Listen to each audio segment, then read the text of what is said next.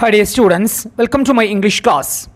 പ്രിയപ്പെട്ട വിദ്യാർത്ഥികളെ, ഇന്നത്തെ ഒരു ക്ലാസ്സിലൂടെ നാം ഡിസ്കസ് ചെയ്യുന്നത് നമ്മുടെ +1 ഇംഗ്ലീഷ് ടെക്സ്റ്റ് ബുക്കിൽ നിന്നുള്ള ആദ്യ 4 യൂണിറ്റിലെ 13 ചാപ്റ്ററുകളുടെ വളരെ ഷോർട്ടായിട്ടുള്ള സമ്മറികളാണ് ഇന്നത്തെ ഒരു ക്ലാസ്സിലൂടെ നാം ഡിസ്കസ് ചെയ്യുന്നത്. ഓക്കെ, ആദ്യം തന്നെ നമുക്ക് 1-ാം യൂണിറ്റിലെ 1-ാം ചാപ്റ്ററായ ഹിസ് ഫസ്റ്റ് ഫ്ലൈറ്റ് എന്ന കഥയുടെ സമ്മറി മനസ്സിലാക്കാം. His first flight is a short story written by Liam of Laherty. Liam of Laherty എഴുതിയിട്ടുള്ള ഒരു ചെറു കഥയാണ് his first flight. It's a story of A young seagull. ഇത് ഒരു കുട്ടിക്കടൽക്കാക്കയുടെ കഥയാണ്. That is the young seagull is the main character in the story.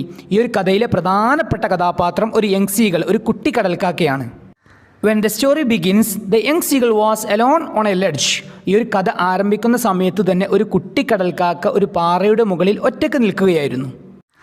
He had 2 brothers and 1 sister. അവന് 2 സഹോദരങ്ങളും ഒരു സഹോദരിയും ഉണ്ടായിരുന്നു. But they had already flown away with his parents. എന്നാൽ അവൻ്റെ സഹോദരങ്ങളും ഒരു സഹോദരിയും നേരത്തെ തന്നെ അവരുടെ രക്ഷിതാക്കളുടെ കൂടെ പറന്നു പോയിട്ടുണ്ടായിരുന്നു. The young seagull was afraid to fly. ഈ ഒരു കുട്ടിക്കടൽക്കാക്കയ്ക്ക് പറക്കാൻ പേടിയായിരുന്നു. When he tried to fly, he saw the wide sea below the ledge. അവന് പറക്കാൻ വേണ്ടി ശ്രമിച്ച സമയത്ത് അവൻ എന്താണ് കണ്ടത്? അവൻ്റെ താഴെയുള്ള വിശാലമായിട്ടുള്ള ഒരു കടൽ കാണുകയാണ്. That time he thought his wings would never support him. അങ്ങനെ വിശാലമായിട്ടുള്ള ഒരു കടൽ താഴെ കണ്ട സമയത്ത് അവന് ചിന്തിക്കുകയാണ്, അവൻ ചാടിക്കഴിഞ്ഞാൽ അവൻ്റെ ചിറകുകൾ അവനെ സപ്പോർട്ട് ചെയ്യില്ല എന്ന് അവന് തോന്നുകയാണ്. That is, his problem was lack of confidence. അവൻ്റെ പ്രശ്നം എന്തായിരുന്നു? lack of confidence, ആത്മവിശ്വാസത്തിൻ്റെ കുറവായിരുന്നു.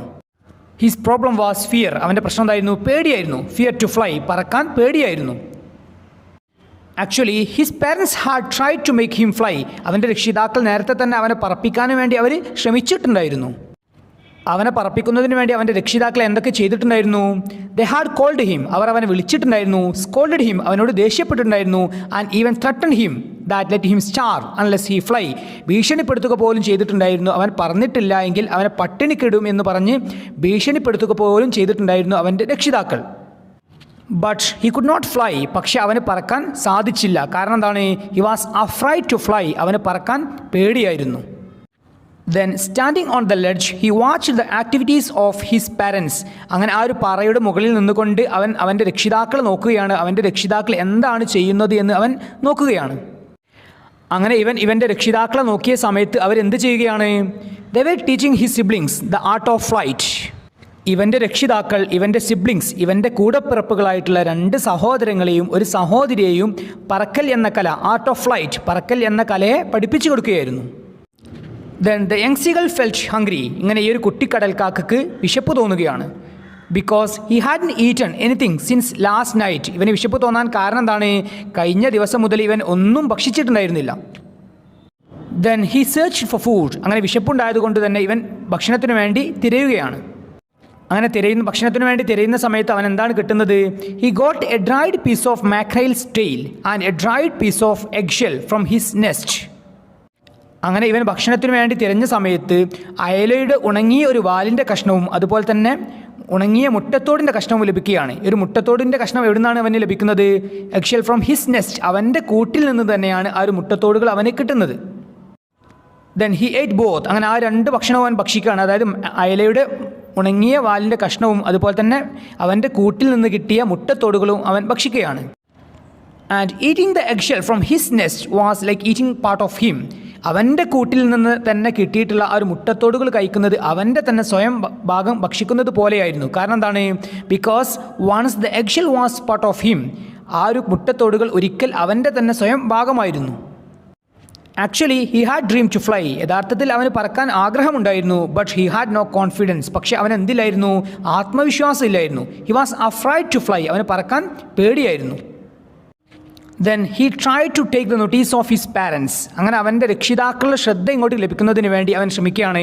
അവൻ എന്തൊക്കെയാണ് ചെയ്യുന്നത്? He stood on one leg. അവൻ ഒറ്റക്കാലിൽ നിൽക്കുകയാണ്. He closed eyes. അവൻ കണ്ണുകൾ അടക്കുകയാണ്. Then he acted like sleeping and tired. അവൻ ഉറങ്ങിയ പോലെയും അതുപോലെ തന്നെ ടയേർഡ്, ക്ഷീണിച്ച പോലെയും അഭിനയിക്കുകയാണ്. എന്തിനു വേണ്ടി? അവൻ്റെ രക്ഷിതാക്കൾ അവനെ നോക്കുന്നതിന് വേണ്ടി. This time only his mother was looking at him. ഈ ഒരു സമയത്ത് അവൻ്റെ അമ്മ മാത്രമായിരുന്നു അവനെ നോക്കിയിരുന്നത്.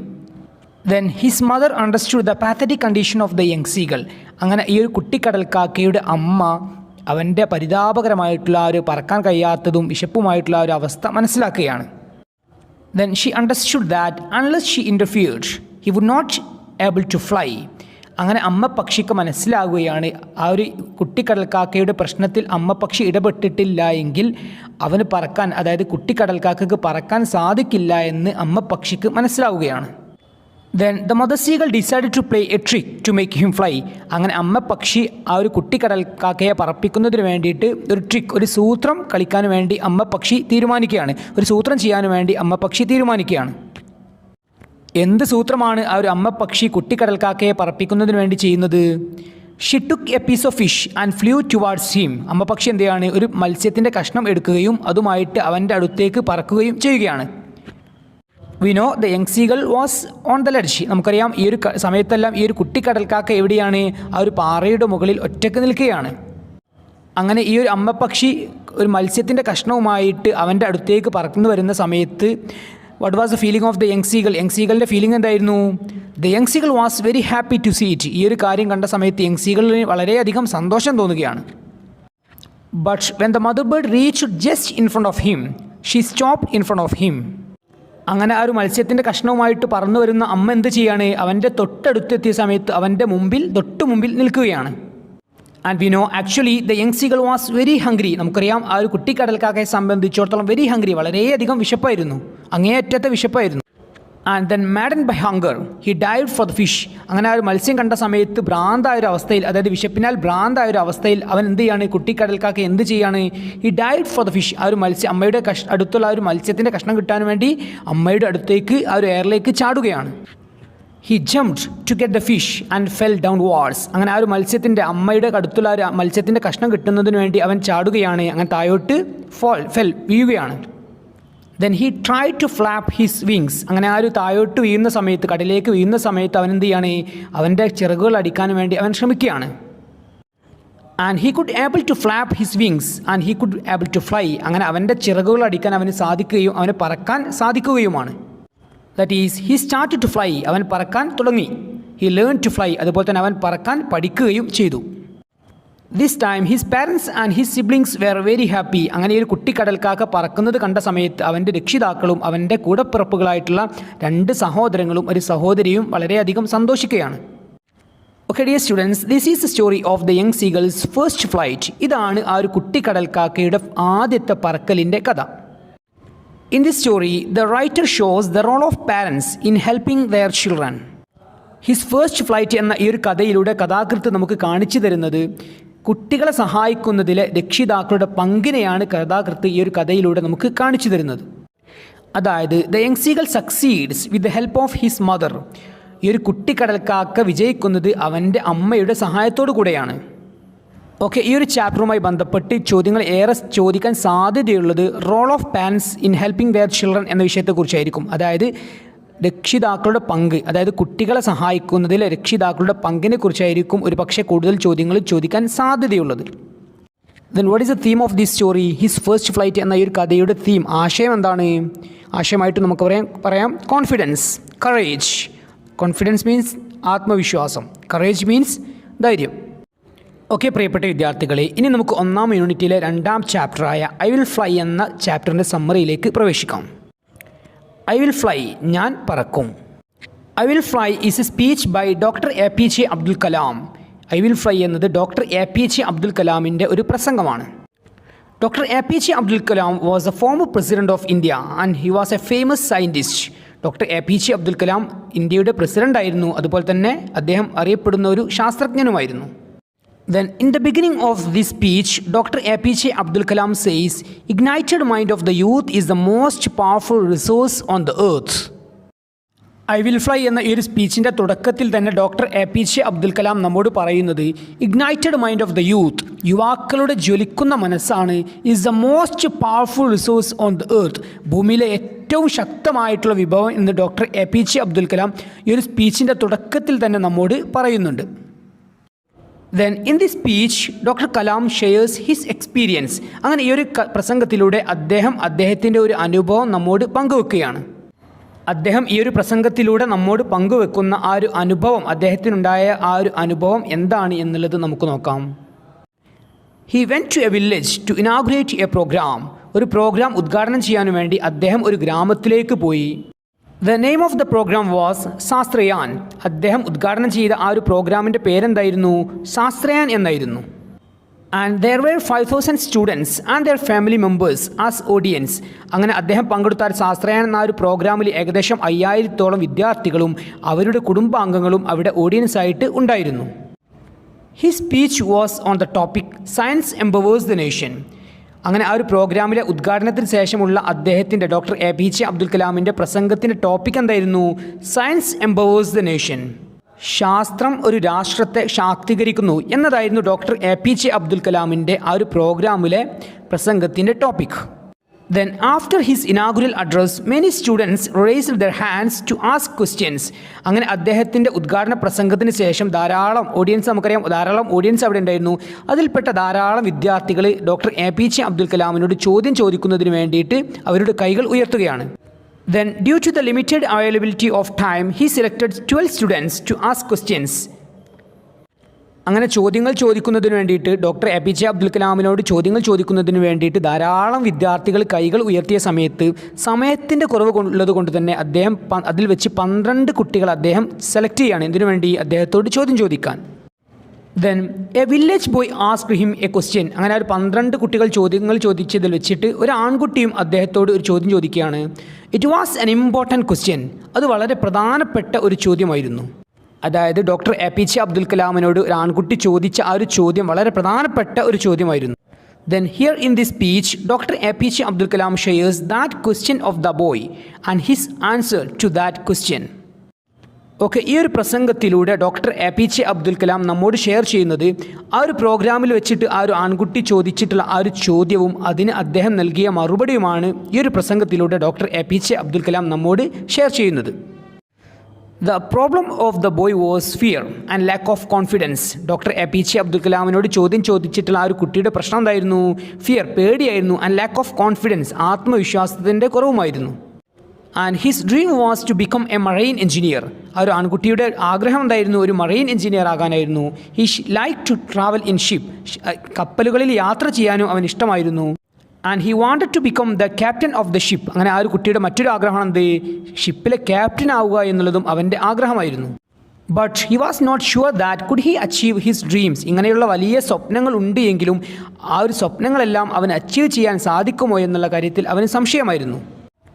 His question to doctor Kalam was how could he achieve his dreams. ആ ഒരു ആൺകുട്ടിയുടെ ഡോക്ടർ APJ അബ്ദുൽ കലാമിനോടുള്ള ചോദ്യം എന്തായിരുന്നു? ഈ ഒരു സ്വപ്നങ്ങളെല്ലാം അവന് എങ്ങനെ നേടിയെടുക്കാൻ സാധിക്കും എന്നുള്ളതായിരുന്നു അവൻ്റെ ചോദ്യം. അങ്ങനെ ഇത്രയും പ്രധാനപ്പെട്ട ഒരു ചോദ്യം ആ ഒരു ആൺകുട്ടി ഡോക്ടർ കലാമിനോട് ചോദിച്ച സമയത്ത് the audience was looking at doctor Kalam to hear his answer. ആ ഒരു പ്രോഗ്രാമിൽ പങ്കെടുത്ത എല്ലാ ഓഡിയൻസും ഡോക്ടർ കലാമിനെ നോക്കുകയായിരുന്നു. അദ്ദേഹം എന്തായിരിക്കും ആ ഒരു ആൺകുട്ടിക്ക് മറുപടി കൊടുക്കുക എന്നുള്ളത് വളരെ ആകാംക്ഷയോടുകൂടെ എല്ലാ ഓഡിയൻസും ഡോക്ടർ കലാമിനെ നോക്കുകയായിരുന്നു. അങ്ങനെ ആ ഒരു ആൺകുട്ടിയുടെ ചോദ്യത്തിനുള്ള മറുപടി എന്ന നിലക്ക് doctor Kalam recited a beautiful poem as an answer to his question. Doctor Kalam ഒരു മനോഹരമായിട്ടുള്ള ഒരു കവിത പാരായണം ചെയ്യുകയാണ്. The title of the poem was I will fly. Doctor APJ Abdul Kalam recite ചെയ്തിട്ടുള്ള ആ ഒരു കവിതയുടെ ടൈറ്റിൽ എന്തായിരുന്നു? ഐ വിൽ ഫ്ലൈ എന്നായിരുന്നു. The theme of the poem was confidence. ഐ വിൽ ഫ്ലൈ എന്ന ആ ഒരു കവിതയുടെ തീം, ആശയം എന്തായിരുന്നു? കോൺഫിഡൻസ്, ആത്മവിശ്വാസമായിരുന്നു. Then through this poem, Dr. Kalam provides confidence to the boy and the audience to achieve their dream. അങ്ങനെ ഈ ഒരു കവിതയിലൂടെ, ഐ വിൽ ഫ്ലൈ എന്ന ഈ ഒരു കവിതയിലൂടെ ഡോക്ടർ APJ അബ്ദുൽ കലാം ആ ഒരു ആൺകുട്ടിക്കും അതുപോലെ തന്നെ ആ ഒരു പ്രോഗ്രാമിൽ പങ്കെടുത്ത എല്ലാ ഓഡിയൻസിനും എന്ത് നൽകിയാണ്? കോൺഫിഡൻസ്, ആത്മവിശ്വാസം നൽകിയാണ്. ഓക്കെ, ഈ ഒരു എക്സ്പീരിയൻസ് ആണ് ഡോക്ടർ കലാം ഈ ഒരു സ്പീച്ചിലൂടെ നമ്മോട് ഷെയർ ചെയ്യുന്നത്. അതായത് ഒരു ഗ്രാമത്തിലുള്ള ഒരു ആൺകുട്ടി അദ്ദേഹത്തോട് ചോദിച്ച ചോദ്യവും അതിനുള്ള മറുപടിയുമാണ് ഈ ഒരു സ്പീച്ചിലൂടെ ഡോക്ടർ കലാം നമ്മോട് ഷെയർ ചെയ്യുന്നത്. Then at the end of this speech, he says us to become unique in our life. അങ്ങനെ ഈ ഒരു പ്രസംഗത്തിൻ്റെ അവസാനത്തിലൂടെ ഡോക്ടർ കലാം നമ്മോട് പറയുകയാണ് ടു ബിക്കം യുണീക്ക് ആവാൻ, അതായത് അതുല്യരാകാൻ നമ്മോട് പറയുകയാണ്. He says to become unique, don't follow others. അദ്ദേഹം നമ്മോട് പറയുകയാണ് നാം യുണീക്കാകണം, അതുല്യരാകണം എന്നുണ്ടെങ്കിൽ ഒരിക്കലും മറ്റുള്ളവരെ ഫോളോ ചെയ്യരുത് എന്നുള്ളതും നാം നമ്മുടേതായ വഴിയിലൂടെ സഞ്ചരിക്കണം എന്നും അദ്ദേഹം നമ്മോട് ഉപദേശിക്കുകയാണ്. He says we should work hard till we achieve our goal. നമ്മുടെ ലക്ഷ്യങ്ങൾ നേടുന്നതുവരെ നാം ഹാർഡ് വർക്ക് ചെയ്യണം എന്നും ഡോക്ടർ കലാം നമ്മോട് ഉപദേശിക്കുകയാണ്. ഓക്കെ പ്രിയപ്പെട്ട വിദ്യാർത്ഥികളെ, ഇത്രയും കാര്യങ്ങളാണ് ഡോക്ടർ APJ അബ്ദുൽ കലാമിൻ്റെ ഐ വിൽ ഫ്ലൈ എന്ന സ്പീച്ചിലൂടെ നമുക്ക് മനസ്സിലാകുന്നത്. Quest for a theory of everything. It's a profile of Stephen Hawking. ഇത് സ്റ്റീഫൻ ഹോക്കിങ്ങിൻ്റെ പ്രൊഫൈലാണ്. എന്താണ് പ്രൊഫൈൽ എന്നത്? പ്രൊഫൈൽ എന്നാൽ ജീവചരിത്രം അല്ലേ, അതായത് ഒരാളുടെ ജീവിതത്തിലെ വളരെ പ്രധാനപ്പെട്ട കാര്യങ്ങളൊക്കെ ഉൾക്കൊണ്ടുകൊണ്ട് എഴുതുന്നതാണ് ജീവചരിത്രം, അതായത് പ്രൊഫൈൽ എന്നതുകൊണ്ട് ഉദ്ദേശിക്കുന്നത്. Okay, it's A profile of Stephen Hawking. ഇതെന്താണ് നമ്മളിവിടെ പഠിക്കുന്നത്? സ്റ്റീഫൻ ഹോക്കിങ്ങിൻ്റെ പ്രൊഫൈലാണ്. അതായത് സ്റ്റീഫൻ ഹോക്കിങ്ങിൻ്റെ ജീവിതത്തിലെ വളരെ പ്രധാനപ്പെട്ട കാര്യങ്ങളൊക്കെയാണ് ഈ ഒരു പ്രൊഫൈലിലൂടെ നാം പഠിക്കുന്നത്. Who was Stephen Hawking? ആരായിരുന്നു സ്റ്റീഫൻ ഹോക്കിംഗ്?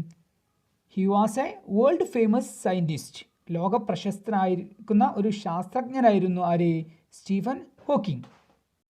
ലോകത്ത് അറിയപ്പെടുന്ന ഒരു ശാസ്ത്രജ്ഞനായിരുന്നു Stephen Hawking. He was born in England. അദ്ദേഹം ജനിച്ചത് എവിടെയാണ്? ഇംഗ്ലണ്ടിലാണ്. Then his parents were not wealthy.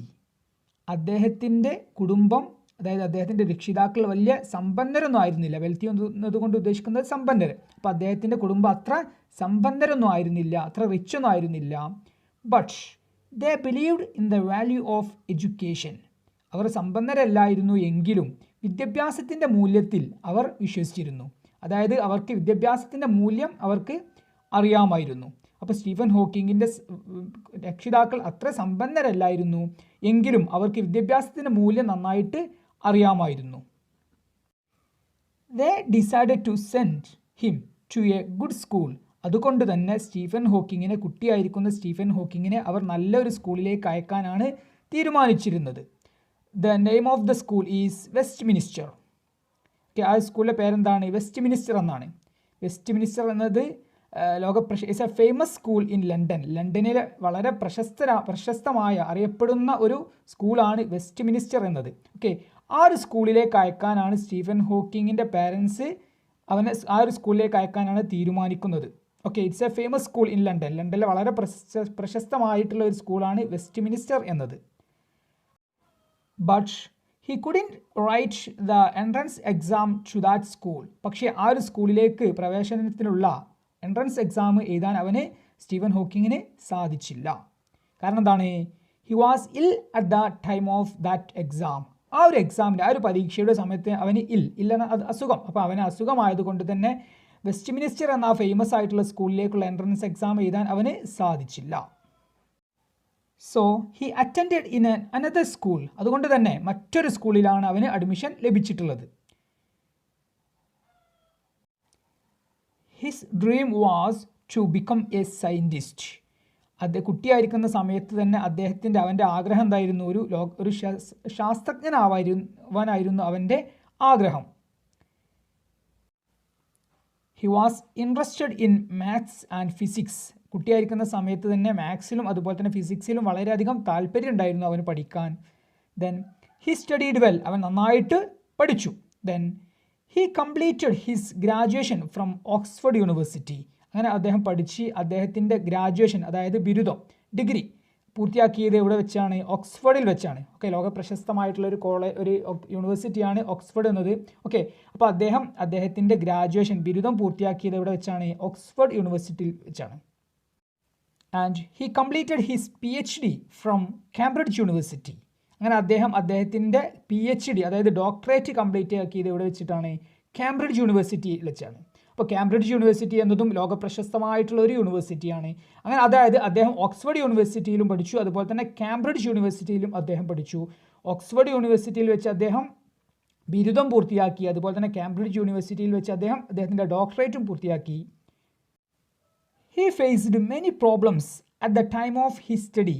അദ്ദേഹം പഠിക്കുന്ന സമയത്ത്, അദ്ദേഹത്തിൻ്റെ പഠന സമയങ്ങളിലൊക്കെ അദ്ദേഹം ധാരാളം പ്രയാസങ്ങൾ നേരിട്ടിരുന്നു. എന്തൊക്കെയായിരുന്നു ആ ഒരു പ്രയാസങ്ങൾ? നമുക്കൊന്ന് നോക്കാം. He had fallen many times without any reason. അദ്ദേഹം പല തവണ വീണിട്ടുണ്ടായിരുന്നു. വിത്തൗട്ട് എനി റീസൺ, ഒരു കാരണമില്ലാതെ. അദ്ദേഹം നടക്കുന്ന സമയത്ത് ഒരു കാരണമില്ലാതെ, തട്ടി തടയാതെ തന്നെ പെട്ടെന്ന്, ഒരു കാരണമില്ലാതെ അദ്ദേഹം പെട്ടെന്ന് വീഴുമായിരുന്നു. അതുപോലെ തന്നെ he had felt difficult to tie his shoes. അദ്ദേഹത്തിൻ്റെ ഷൂവിൻ്റെ ടൈ കെട്ടാൻ പോലും അദ്ദേഹത്തിന് ബുദ്ധിമുട്ടുകൾ പലപ്പോഴും അനുഭവപ്പെട്ടിട്ടുണ്ടായിരുന്നു. അതായത് അദ്ദേഹത്തിന് വളരെയധികം എന്തൊക്കെ ശാരീരികമായ വളരെ പ്രയാസങ്ങൾ നേരിട്ടിരുന്നു പഠിക്കണ സമയത്ത്. അതുപോലെ തന്നെ he had felt difficult to talk.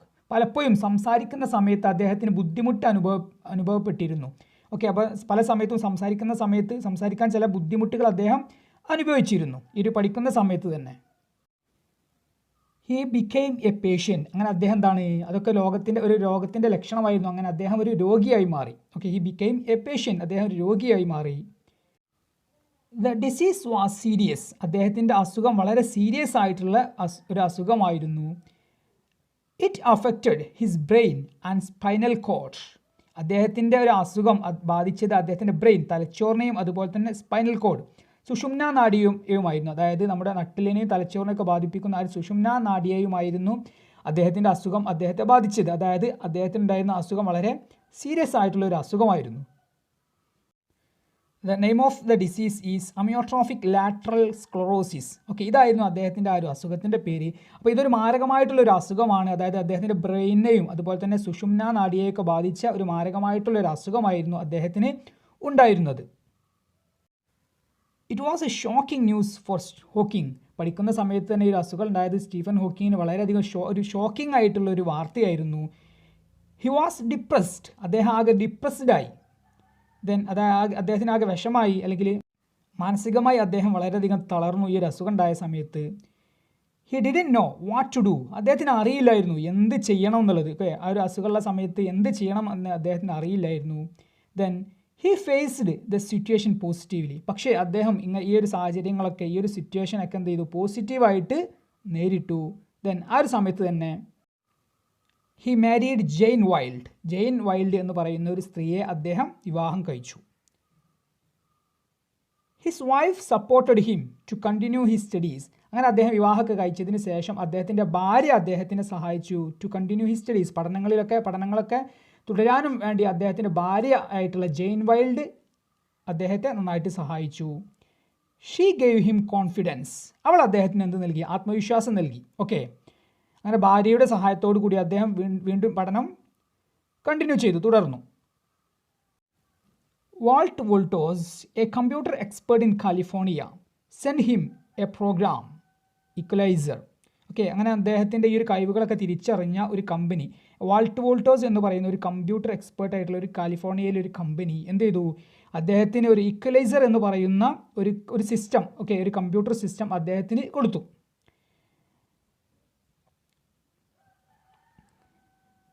It helped him to select words from the screen. Okay, ഈ ഒരു ഇക്വലൈസർ എന്ന് പറയുന്ന ഈ ഒരു കമ്പ്യൂട്ടർ പ്രോഗ്രാമിൻ്റെ സഹായത്തോടു കൂടി അദ്ദേഹം സ്ക്രീനിൽ ടച്ച് ചെയ്ത് വാക്കുകളൊക്കെ സെലക്ട് ചെയ്യാൻ തുടങ്ങി.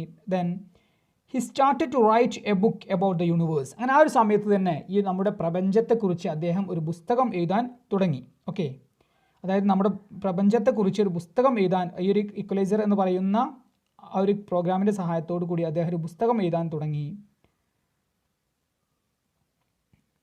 Equaliser helps him to select words from the screen. ഈ ഇക്വലൈസർ എന്ന് പറയുന്ന ഈ ഒരു പ്രോഗ്രാം, കമ്പ്യൂട്ടർ പ്രോഗ്രാം അദ്ദേഹത്തിന് എന്താണ്, ഇതിനൊക്കെ സഹായം നൽകി. അങ്ങനെ ഹി കംപ്ലീറ്റഡ് എ ബുക്ക്. അങ്ങനെ അദ്ദേഹം ഒരു പുസ്തകം പൂർത്തിയാക്കി. നമ്മുടെ പ്രപഞ്ചത്തെക്കുറിച്ച് എഴുതുന്ന ഒരു പുസ്തകം അദ്ദേഹം പൂർത്തിയാക്കി. The name of his book is A brief history of time. അദ്ദേഹം പൂർത്തിയാക്കിയിട്ടുള്ള ഒരു പുസ്തകത്തിൻ്റെ പേരാണ് A brief history of time എന്നത്. അങ്ങനെ he became A world famous scientist. അങ്ങനെ അദ്ദേഹം ലോകപ്രശസ്തനായ ഒരു ശാസ്ത്രജ്ഞനായി, ധാരാളം കണ്ടുപിടുത്തങ്ങളെ കണ്ടുപിടിച്ച് അങ്ങനെ ലോകപ്രശസ്തനായ ഒരു ശാസ്ത്രജ്ഞനായി മാറി. He achieved his dream. അദ്ദേഹത്തിൻ്റെ സ്വപ്നങ്ങൾ അച്ചീവ് ചെയ്തു. അദ്ദേഹത്തിൻ്റെ സ്വപ്നം എന്തായിരുന്നു, ടു ബിക്കം എ സയൻറ്റിസ്റ്റ്. കുട്ടിയായിരിക്കുന്ന സമയത്ത് തന്നെ അദ്ദേഹത്തിൻ്റെ സ്വപ്നം ഒരു ശാസ്ത്രജ്ഞനാകുക എന്നുള്ളതായിരുന്നു. അങ്ങനെ ധാരാളം ബുദ്ധിമുട്ടുകളും പ്രയാസങ്ങളൊക്കെ ഓവർകം ചെയ്ത് അദ്ദേഹം ഒരു വലിയൊരു ശാസ്ത്രജ്ഞനായി മാറി. Then he is a role model to all people. ലോകത്തുള്ള എല്ലാ ആളുകൾക്കും ഒരു റോൾ മോഡലാണ് അദ്ദേഹം. കാരണം എന്താണ്, എല്ലാ സാഹചര്യങ്ങളെയും, ബുദ്ധിമുട്ടായ സാഹചര്യങ്ങൾ അദ്ദേഹം പോസിറ്റീവായി നേരിട്ടു.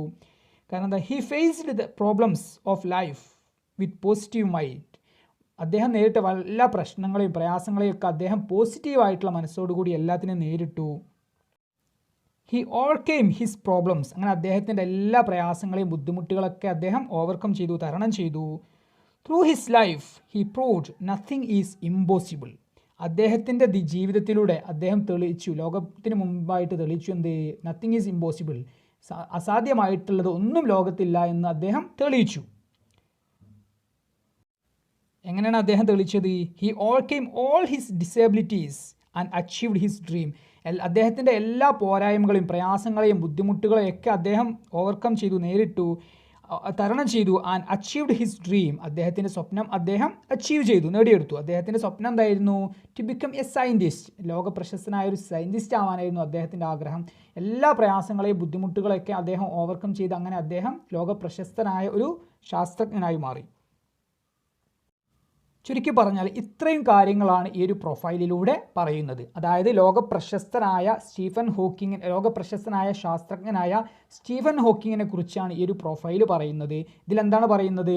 അദ്ദേഹം പഠിക്കുന്ന സമയത്ത് ധാരാളം ബുദ്ധിമുട്ടുകളും പ്രയാസങ്ങളും പല അസുഖങ്ങളും അദ്ദേഹം നേരിട്ടു എങ്കിലും അതിനൊക്കെ അദ്ദേഹം പോസിറ്റീവ് മൈൻഡോട് കൂടി അദ്ദേഹം നേരിട്ടു. അങ്ങനെ അദ്ദേഹത്തിൻ്റെ കുട്ടിക്കാലത്തുള്ള ഒരു സ്വപ്നമായിരുന്നു to become a famous scientist, ലോക പ്രശസ്തനായൊരു ശാസ്ത്രജ്ഞനാവുക എന്നുള്ളതായിരുന്നു അദ്ദേഹത്തിൻ്റെ ആഗ്രഹം. അത് അദ്ദേഹം എന്ത് ചെയ്തു? അച്ചീവ് ചെയ്തു. എങ്ങനെ? He overcame all his disabilities and problems. എല്ലാ പ്രയാസങ്ങളെയും ബുദ്ധിമുട്ടുകളെയൊക്കെ അദ്ദേഹം ഓവർകം ചെയ്ത് അദ്ദേഹം ലോക പ്രശസ്തനായ ഒരു ശാസ്ത്രജ്ഞനായി മാറി. And he became A unique man in the world. ലോകത്തിൽ ഒരു യുണീക്കായിട്ടുള്ള അതുല്യനായിട്ടുള്ള ഒരു മനുഷ്യനായി മാറി. ഓക്കെ, ഇതിന് മുമ്പുള്ള പാഠത്തിൽ പറയുന്നുണ്ട്, ഡോക്ടർ APJ അബ്ദുൽ കലാം നമ്മോട് പറയുന്നുണ്ട് ഇതൊരു യുണീക്കാവാൻ, അതുല്യനാകാൻ. അപ്പോൾ അതിനൊരു ഉദാഹരണമായിട്ട് നമുക്ക് പറയാമെന്ത്? സ്റ്റീഫൻ ഹോക്കിംഗ് ലോകത്തിലെ ഒരു യുണീക്കായിട്ടുള്ള മനുഷ്യനാണ് എന്ന് പറയാം. ഓക്കെ, അപ്പോൾ ഇത്രയും കാര്യങ്ങളാണ് ഈ ഒരു സ്റ്റീഫൻ ഹോക്കിങ്ങിൻ്റെ ഈ ഒരു പ്രൊഫൈലിലൂടെ നാം മനസ്സിലാക്കേണ്ടതായിട്ടുള്ളത്. ഓക്കെ പ്രിയപ്പെട്ട വിദ്യാർത്ഥികളെ, ഇനി നമുക്ക് 1ാം യൂണിറ്റിലെ 4ാം ചാപ്റ്ററായ ഈഫ് എന്ന കവിതയുടെ സമ്മറിയിലേക്ക് പ്രവേശിക്കാം. ഈഫ് എങ്കിൽ. If is a beautiful poem written by Rudyard Kipling. Rudyard Kipling എഴുതിയിട്ടുള്ള മനോഹരമായിട്ടുള്ള ഒരു കവിതയാണ് ഈഫ്. ഇറ്റ്സ് എ ഡിഡാക്റ്റിക് പോം. ഇതൊരു ഉപദേശം നൽകുന്ന, ഒരു സന്ദേശം നൽകുന്ന ഒരു കവിതയാണ്. Then the theme of the poem is qualities of greatness or traits of a perfect man. If എന്ന ഈ ഒരു കവിതയുടെ ആശയമായിട്ട് വരുന്നത് ക്വാളിറ്റീസ് ഓഫ് ഗ്രേറ്റ്നെസ്, മഹത്വത്തിൻ്റെ ഗുണങ്ങളാണ്. അതല്ലെങ്കിൽ ട്രേറ്റ്സ് ഓഫ് എ പെർഫെക്റ്റ് മാൻ, എല്ലാം തികഞ്ഞ നല്ല ഒരു മനുഷ്യൻ്റെ ട്രേറ്റ്സ്, ഗുണങ്ങളാണ് ഈ ഒരു കവിതയുടെ ആശയമായിട്ട് വരുന്നത്. ഈ ഒരു കവിതയിലൂടെ കവി നമ്മോട് പറയുന്ന നല്ല മനുഷ്യൻ്റെ അതല്ലെങ്കിൽ ഗ്രേറ്റ്നെസ്, മഹത്വത്തിൻ്റെ ചില ഗുണങ്ങളാണ് കോൺഫിഡൻസ്, ആത്മവിശ്വാസം, പേഷ്യൻസ്, ക്ഷമ, ഓണസ്റ്റി, സത്യസന്ധത, കറേജ്, ധൈര്യം, ഹാർഡ് വർക്ക്, കഠിനാധ്വാനം, ഗുഡ് ബിഹേവിയർ, നല്ല പെരുമാറ്റം. ഓക്കെ, തുടങ്ങിയ ഗുണങ്ങളാണ് നല്ല മനുഷ്യൻ്റെതായിട്ട് ഈ ഒരു കവിതയിലൂടെ നമ്മോട് കവി പറയുന്നത്. ദെൻ ഇനി നമുക്ക് ഈ ഒരു കവിതയുടെ സമ്മറി മനസ്സിലാക്കാം. Here in this poem a father advises his son on how to become a perfect man. ഈ ഒരു കവിതയിലൂടെ ഒരു അച്ഛൻ മകനെ ഉപദേശിക്കുകയാണ് എങ്ങനെ നല്ല ഒരു മനുഷ്യനാകാം എന്നതിനെക്കുറിച്ച്. അതായത് എങ്ങനെ ഒരു നല്ല മനുഷ്യനാകാം എന്നതിനെക്കുറിച്ച് ഒരു അച്ഛൻ മകനെ ഉപദേശിക്കുന്നതാണ് ഈ ഒരു കവിതയിലൂടെ വിശദീകരിക്കുന്നത്. That is the speaker of this പോം ഈസ് എ ഫാദർ. ഈ ഒരു കവിതയിലൂടെ സംസാരിക്കുന്നത് ഒരു അച്ഛനാണ്, അതായത് അച്ഛൻ മകനെ ഉപദേശിക്കുകയാണ്. The father advises his son on what to do and what not to do. അച്ഛൻ മകനെ ഉപദേശിക്കുകയാണ് എന്തൊക്കെ ജീവിതത്തിൽ ചെയ്യണം എന്നുള്ളതും എന്തൊക്കെ ജീവിതത്തിൽ ചെയ്യരുത് എന്നതിനെക്കുറിച്ച് അച്ഛൻ മകനെ ഉപദേശിക്കുകയാണ്. Then at the end of this poem, the father says to his son that if he follows his advice, he will become a perfect man. അങ്ങനെ ഈ ഒരു കവിതയിലൂടെ അച്ഛൻ മകന് ധാരാളം ഉപദേശങ്ങൾ കൊടുത്തുകൊണ്ട് അവസാനമായിട്ട് അച്ഛൻ പറയുകയാണ്, അച്ഛൻ പറഞ്ഞിട്ടുള്ള ഈ ഒരു കാര്യങ്ങളെല്ലാം മകൻ ഫോളോ ചെയ്യുകയാണെങ്കിൽ അവൻ നല്ല ഒരു മനുഷ്യനാകും എന്ന് അച്ഛൻ മകനോട് പറയുകയാണ്. Then the message of this poem is to become a successful man, one should have some good qualities. If എന്ന ഈ ഒരു കവിതയുടെ സന്ദേശമായിട്ട് നമുക്ക് മനസ്സിലാകുന്നത് നല്ല ഒരു മനുഷ്യനാകണം എന്നുണ്ടെങ്കിൽ ജീവിതത്തിൽ ചില നല്ല ഗുണങ്ങൾ ഉണ്ടാകണം എന്നാണ് ഈ ഒരു കവിതയിലൂടെ നമുക്ക് മനസ്സിലാകുന്നത്. എന്തൊക്കെ ഗുണങ്ങളാണ് ഈ ഒരു കവിതയിലൂടെ നല്ല മനുഷ്യൻ്റേതായിട്ട് പറയുന്നത്? കോൺഫിഡൻസ്, ആത്മവിശ്വാസം, പേഷ്യൻസ്, ക്ഷമ, ഓണസ്റ്റി, സത്യസന്ധത, കറേജ്, ധൈര്യം, ഹാർഡ് വർക്ക്, കഠിനാധ്വാനം, ഗുഡ് ബിഹേവിയർ, നല്ല പെരുമാറ്റം. ഇത്രയും നല്ല ഗുണങ്ങളാണ് ഈ ഒരു കവിതയിലൂടെ നല്ല മനുഷ്യൻ്റേതായിട്ട് കവി പറയുന്നത്. ഓക്കെ, ഇത്രയും കാര്യങ്ങളാണ് ഈഫ് എന്ന കവിതയിലൂടെ നമുക്ക് മനസ്സിലാകുന്നത്. ഓക്കെ, ഒന്നാം യൂണിറ്റിലെ 3 ചാപ്റ്ററുകളാണ്, അതായത് his first flight, then I will fly, then if എന്നീ 3 ചാപ്റ്ററുകളുടെ സമ്മറിയാണ് നാം മനസ്സിലാക്കിയിട്ടുള്ളത്. ഈ 3 ചാപ്റ്ററുകളിലും പൊതുവായിട്ട് വരുന്ന തീം, ആശയം എന്നത് സക്സസ് ആണ്, അതായത് വിജയത്തെക്കുറിച്ചാണ് ഈ ഒരു 3 ചാപ്റ്ററുകളിലും നമ്മോട് പറയുന്നത്. ദെൻ ഇനി നമുക്ക് 2ാം യൂണിറ്റിലേക്ക് പ്രവേശിക്കാം. 2ാം യൂണിറ്റിലെ 1ാം ചാപ്റ്ററായ ആൻഡ് ദെൻ ഗാന്ധി കെയിം, പിന്നീട് ഗാന്ധിജി വന്നു. And then Gandhi came is A part from Jawaharlal Nehru's book the discovery of India. Jawaharlal നെഹ്റുവിൻ്റെ ദ ഡിസ്കവറി ഓഫ് ഇന്ത്യ എന്ന പുസ്തകത്തിൽ നിന്നുള്ള ഏതാനും ചില ഭാഗങ്ങളാണ് ആൻഡ് ദെൻ ഗാന്ധി കെയിം എന്ന ഈ ഒരു ചാപ്റ്ററിലൂടെ നാം പഠിക്കുന്നത്. Nehru writes about the timely arrival of Gandhi to Indian politics. ഗാന്ധിജിയുടെ ഇന്ത്യൻ രാഷ്ട്രീയത്തിലേക്കുള്ള യഥാസമയത്തുള്ള കടന്നുവരവിനെക്കുറിച്ചാണ് ജവഹർലാൽ നെഹ്റു ഈ ഒരു പുസ്തകത്തിലൂടെ എഴുതുന്നത്. എന്തൊക്കെ കാര്യങ്ങളാണ് ജവഹർലാൽ നെഹ്റു നമ്മോട് പറയുന്നത്? Nehru tells about the uncertain condition of India during British rule. ഈ ഒരു എസ്സേയുടെ തുടക്കത്തിലൂടെ ജവഹർലാൽ നെഹ്റു പറയുന്നത് ബ്രിട്ടീഷുകാർ ഇന്ത്യ ഭരിക്കുന്ന സമയത്തുള്ള ഒരു അരക്ഷിതമായിട്ടുള്ള ഒരു അവസ്ഥയെക്കുറിച്ചാണ്, വളരെ പരിതാപകരമായിട്ടുള്ള ഇന്ത്യക്കാരുടെ അവസ്ഥയെക്കുറിച്ചാണ്. Then he tells about Gandhi's timely arrival to Indian politics.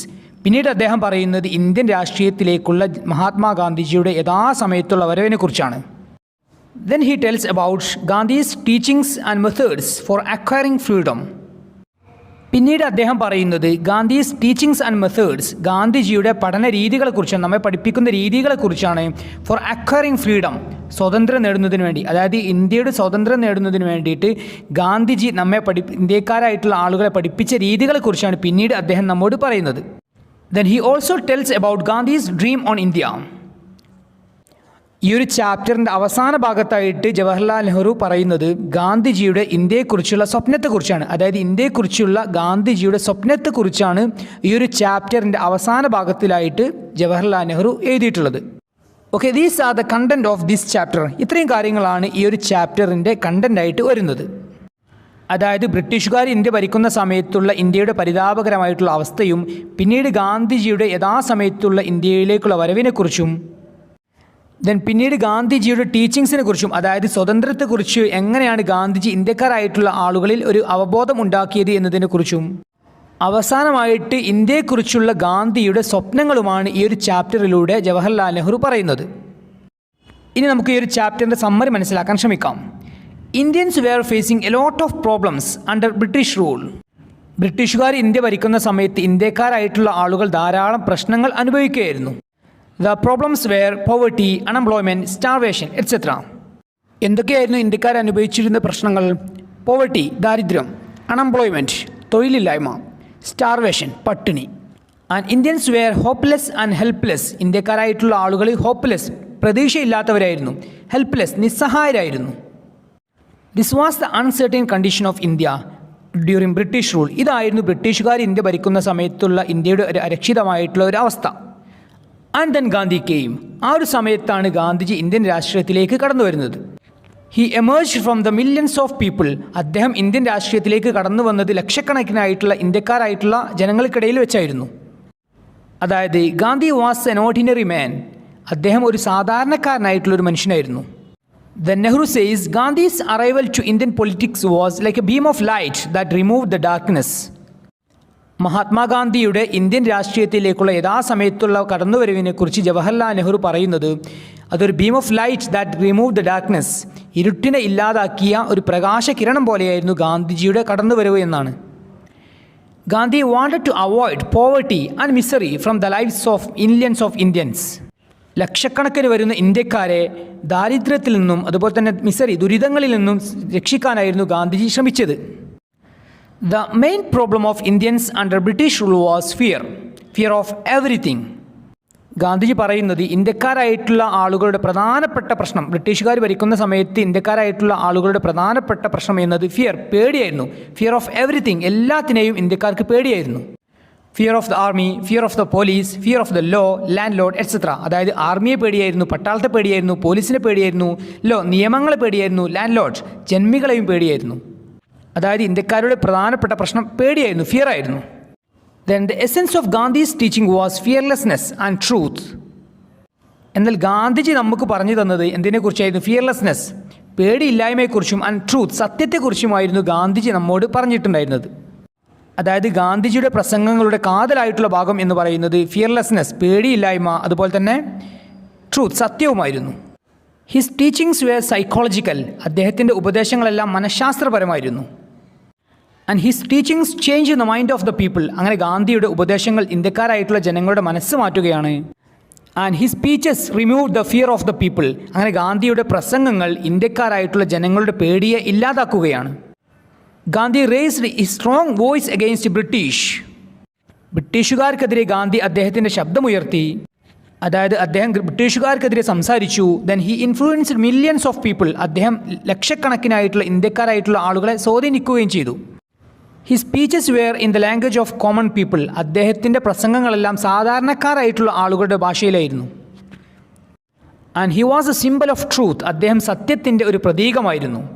His words were his actions അദ്ദേഹത്തിൻ്റെ വാക്കുകൾ തന്നെയായിരുന്നു അദ്ദേഹത്തിൻ്റെ പ്രവർത്തികളും. His call of action was twofold അദ്ദേഹം ഇന്ത്യക്കാരായിട്ടുള്ള ആളുകളോട് ആഹ്വാനം ചെയ്തത് 2 കാര്യങ്ങൾ ചെയ്യാനായിരുന്നു. അതായത് 2 കാര്യങ്ങൾക്കെതിരെ പ്രവർത്തിക്കാനായിരുന്നു ഇന്ത്യക്കാരായിട്ടുള്ള ആളുകളോട് ഗാന്ധി ആഹ്വാനം ചെയ്തത്. First was to fight against the British ആദ്യം തന്നെ ഇന്ത്യക്കാരായിട്ടുള്ള ആളുകളോട് അദ്ദേഹം ആഹ്വാനം ചെയ്തത് ബ്രിട്ടീഷുകാർക്കെതിരെ പോരാടാനായിരുന്നു. അതെന്തിനു വേണ്ടിയായിരുന്നു? For the freedom of India ഇന്ത്യയുടെ സ്വാതന്ത്ര്യത്തിന് വേണ്ടിയായിരുന്നു അദ്ദേഹം ആ ഒരു കാര്യം പറഞ്ഞത്. അതായത് ബ്രിട്ടീഷുകാർക്കെതിരെ പോരാടാനാണ് അദ്ദേഹം ആദ്യം തന്നെ ആഹ്വാനം ചെയ്തത്. അത് ഇന്ത്യയുടെ സ്വാതന്ത്ര്യത്തിന് വേണ്ടിയായിരുന്നു. ദെൻ ഇന്ത്യക്കാരായിട്ടുള്ള ആളുകളോട് പ്രവർത്തിക്കാനായിട്ട് പറഞ്ഞത് അദ്ദേഹം രണ്ടാമതായിട്ട് പറഞ്ഞിട്ടുണ്ടായിരുന്നത് second was to fight against our social evils രണ്ടാമതായിട്ട് അദ്ദേഹം പറഞ്ഞത് നമ്മുടെ സാമൂഹികമായിട്ടുള്ള ദുരാചാരങ്ങൾക്കെതിരെ പോരാടാനായിരുന്നു. It was to the national unity അതെന്തിനു വേണ്ടിയായിരുന്നു? രാജ്യത്തിൻ്റെ ഒരുമയ്ക്ക് വേണ്ടിയായിരുന്നു, ഐക്യത്തിനു വേണ്ടിയായിരുന്നു. ഇവിടെ സോഷ്യൽ ഈവിൾസ് അതായത് സാമൂഹിക ദുരാചാരങ്ങൾ എന്നതുകൊണ്ട് ഉദ്ദേശിക്കുന്നത് social evils include minority problems, class problems and untouchability. Minority problems ന്യൂനപക്ഷ പ്രശ്നങ്ങൾ, ദെൻ ക്ലാസ് പ്രോബ്ലംസ് ജാതി പ്രശ്നങ്ങൾ, ദെൻ അൺടച്ചബിലിറ്റി തൊട്ടുകൂടായ്മ തുടങ്ങിയ സാമൂഹിക ദുരാചാരങ്ങളാണ് ഇവിടെ സോഷ്യൽ ഈവിൾസ് എന്നതുകൊണ്ട് ഉദ്ദേശിക്കുന്നത്. Gandhi's presence made a huge difference in Indian people ഗാന്ധിജിയുടെ ആ ഒരു സാമീപ്യം ഇന്ത്യക്കാരായിട്ടുള്ള ആളുകളിൽ വലിയ മാറ്റമുണ്ടാക്കി. And Gandhi was moulding a new India based on his wishes Gandhiji അദ്ദേഹത്തിൻ്റെ ആഗ്രഹത്തിനനുസരിച്ചുള്ള ഒരു ഇന്ത്യയെ പടുത്തുയർത്താൻ ശ്രമിക്കുകയായിരുന്നു. അതായത് he had a good dream on India ഇന്ത്യയെക്കുറിച്ച് നല്ല ഒരു സ്വപ്നം ഗാന്ധിജിക്ക് ഉണ്ടായിരുന്നു. In his dream India all people are same ഗാന്ധിയുടെ സ്വപ്നത്തിലെ ഇന്ത്യയിൽ എല്ലാ ആളുകളും തുല്യരാണ്. അതായത് there is no difference between rich and poor പാവപ്പെട്ടവരെന്നോ പണക്കാരോ എന്നൊരു വ്യത്യാസമില്ലാത്ത ഒരു ഇന്ത്യയായിരുന്നു.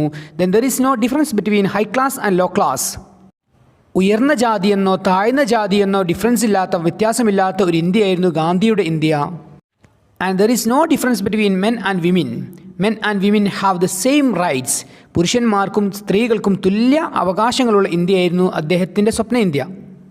And he was against the drinks and drugs മദ്യത്തിനും മയക്കുമരുന്നിനും എതിരായിരുന്നു Gandhiji. In his dream India there are no drinks and drugs മദ്യമോ മയക്കുമരുന്നോ ഇല്ലാത്ത ഒരു സ്വപ്ന ഇന്ത്യയായിരുന്നു ഗാന്ധിയുടെ ഇന്ത്യ. And there is no untouchability in his dream India അദ്ദേഹത്തിൻ്റെ സ്വപ്നത്തിലെ ഇന്ത്യയിൽ അൺടച്ചബിലിറ്റി അതായത് തൊട്ടുകൂടായ്മയില്ലായിരുന്നു. This was the India in his dream ഇങ്ങനെയുള്ള ഒരു ഇന്ത്യയായിരുന്നു ഗാന്ധിയുടെ സ്വപ്നത്തിലെ ഇന്ത്യ. He included all religion within the fold of truth എല്ലാ മതങ്ങളെയും അദ്ദേഹം സത്യത്തിൻ്റെ പരിധിയിൽ ഉൾപ്പെടുത്തി. And he says Indian culture is the mixture of all religion അദ്ദേഹത്തിൻ്റെ അഭിപ്രായത്തിൽ ഇന്ത്യൻ സംസ്കാരം എന്നത് എല്ലാ മതങ്ങളും ഉൾക്കൊണ്ടതാണ്. ഇനി ഗാന്ധിയെക്കുറിച്ച് പറയുകയാണെങ്കിൽ he was a man of self confidence he was true to his words his life is his message and he spoke against British he helped India to get freedom he fought against British അദ്ദേഹം ബ്രിട്ടീഷുകാർക്കെതിരെ പോരാടി. He wrote against British അദ്ദേഹം ബ്രിട്ടീഷുകാർക്കെതിരെ എഴുതി. Then he acted against British അദ്ദേഹം ബ്രിട്ടീഷുകാർക്കെതിരെ പ്രവർത്തിച്ചു. And people loved him. Okay പ്രിയപ്പെട്ട വിദ്യാർത്ഥികളെ, ഇത്രയും കാര്യങ്ങളാണ് ആൻഡ് ദെൻ ഗാന്ധി കെയിം എന്ന ചാപ്റ്ററിലൂടെ നമുക്ക് മനസ്സിലാകുന്നത്. Then what is the theme of this chapter? ഈ ഒരു ചാപ്റ്ററിൻ്റെ തീം എന്താണ്? Relationship between words and deeds. നമ്മുടെ വാക്കുകളും നമ്മുടെ പ്രവൃത്തികളും തമ്മിലുള്ള ബന്ധമാണ് ഈ ഒരു ചാപ്റ്ററിൻ്റെ തീമായിട്ട് ആശയമായിട്ട് വരുന്നത്. ഓക്കെ പ്രിയപ്പെട്ട വിദ്യാർത്ഥികളെ, ഇനി നമുക്ക് 2ാം യൂണിറ്റിലെ 2ാം ചാപ്റ്ററായ ദ പ്രൈസ് ഓഫ് ഫ്ലവേഴ്സ് എന്ന കഥയുടെ സമ്മറിയിലേക്ക് പ്രവേശിക്കാം. The Price of Flowers is a beautiful story written by Prabhat Kumar Mukhopadhyay. Prabhat Kumar Mukhopadhyay എഴുതിയിട്ടുള്ള മനോഹരമായിട്ടുള്ള ഒരു കഥയാണ് the price of flowers. The main theme of this story is love. Love of a girl for her dead brother and her mother. ഈ ഒരു കഥയുടെ പ്രധാനപ്പെട്ട ആശയമായിട്ട് വരുന്നത് love, സ്നേഹമാണ്. ഒരു പെൺകുട്ടിയുടെ സ്നേഹമാണ്. ആരോടുള്ള സ്നേഹമാണ്? അവളുടെ മരണപ്പെട്ട സഹോദരനോടും അതുപോലെ തന്നെ അവളുടെ അമ്മയോടുള്ള സ്നേഹമാണ് ഈ ഒരു കഥയുടെ പ്രധാനപ്പെട്ട ആശയമായിട്ട് വരുന്നത്. There are 4 characters in this story. ഈ ഒരു കഥയിൽ ആകെ 4 കഥാപാത്രങ്ങളാണുള്ളത്. The characters in this story are mister Gupta, Maggi, Mrs Clifford and Frank. ഇത്രയും 4 പേരാണ് ഈ ഒരു കഥയിലെ കഥാപാത്രങ്ങൾ. ഇനി ഈ ഓരോ കഥാപാത്രങ്ങളെക്കുറിച്ചും നിർബന്ധമായിട്ടും നാം അറിഞ്ഞിരിക്കേണ്ട കാര്യങ്ങൾ നമുക്ക് വിശദീകരിക്കാം. Mister Gupta, he is the narrator of the story. ഈ ഒരു കഥയുടെ ആഖ്യാതാവാണ് അദ്ദേഹം. അതായത് ഈ ഒരു കഥ വിവരിക്കുന്നത് അദ്ദേഹമാണ്. He is an Indian. അദ്ദേഹം ഒരു ഇന്ത്യക്കാരനാണ്. And he lives in London for his civil service study purpose.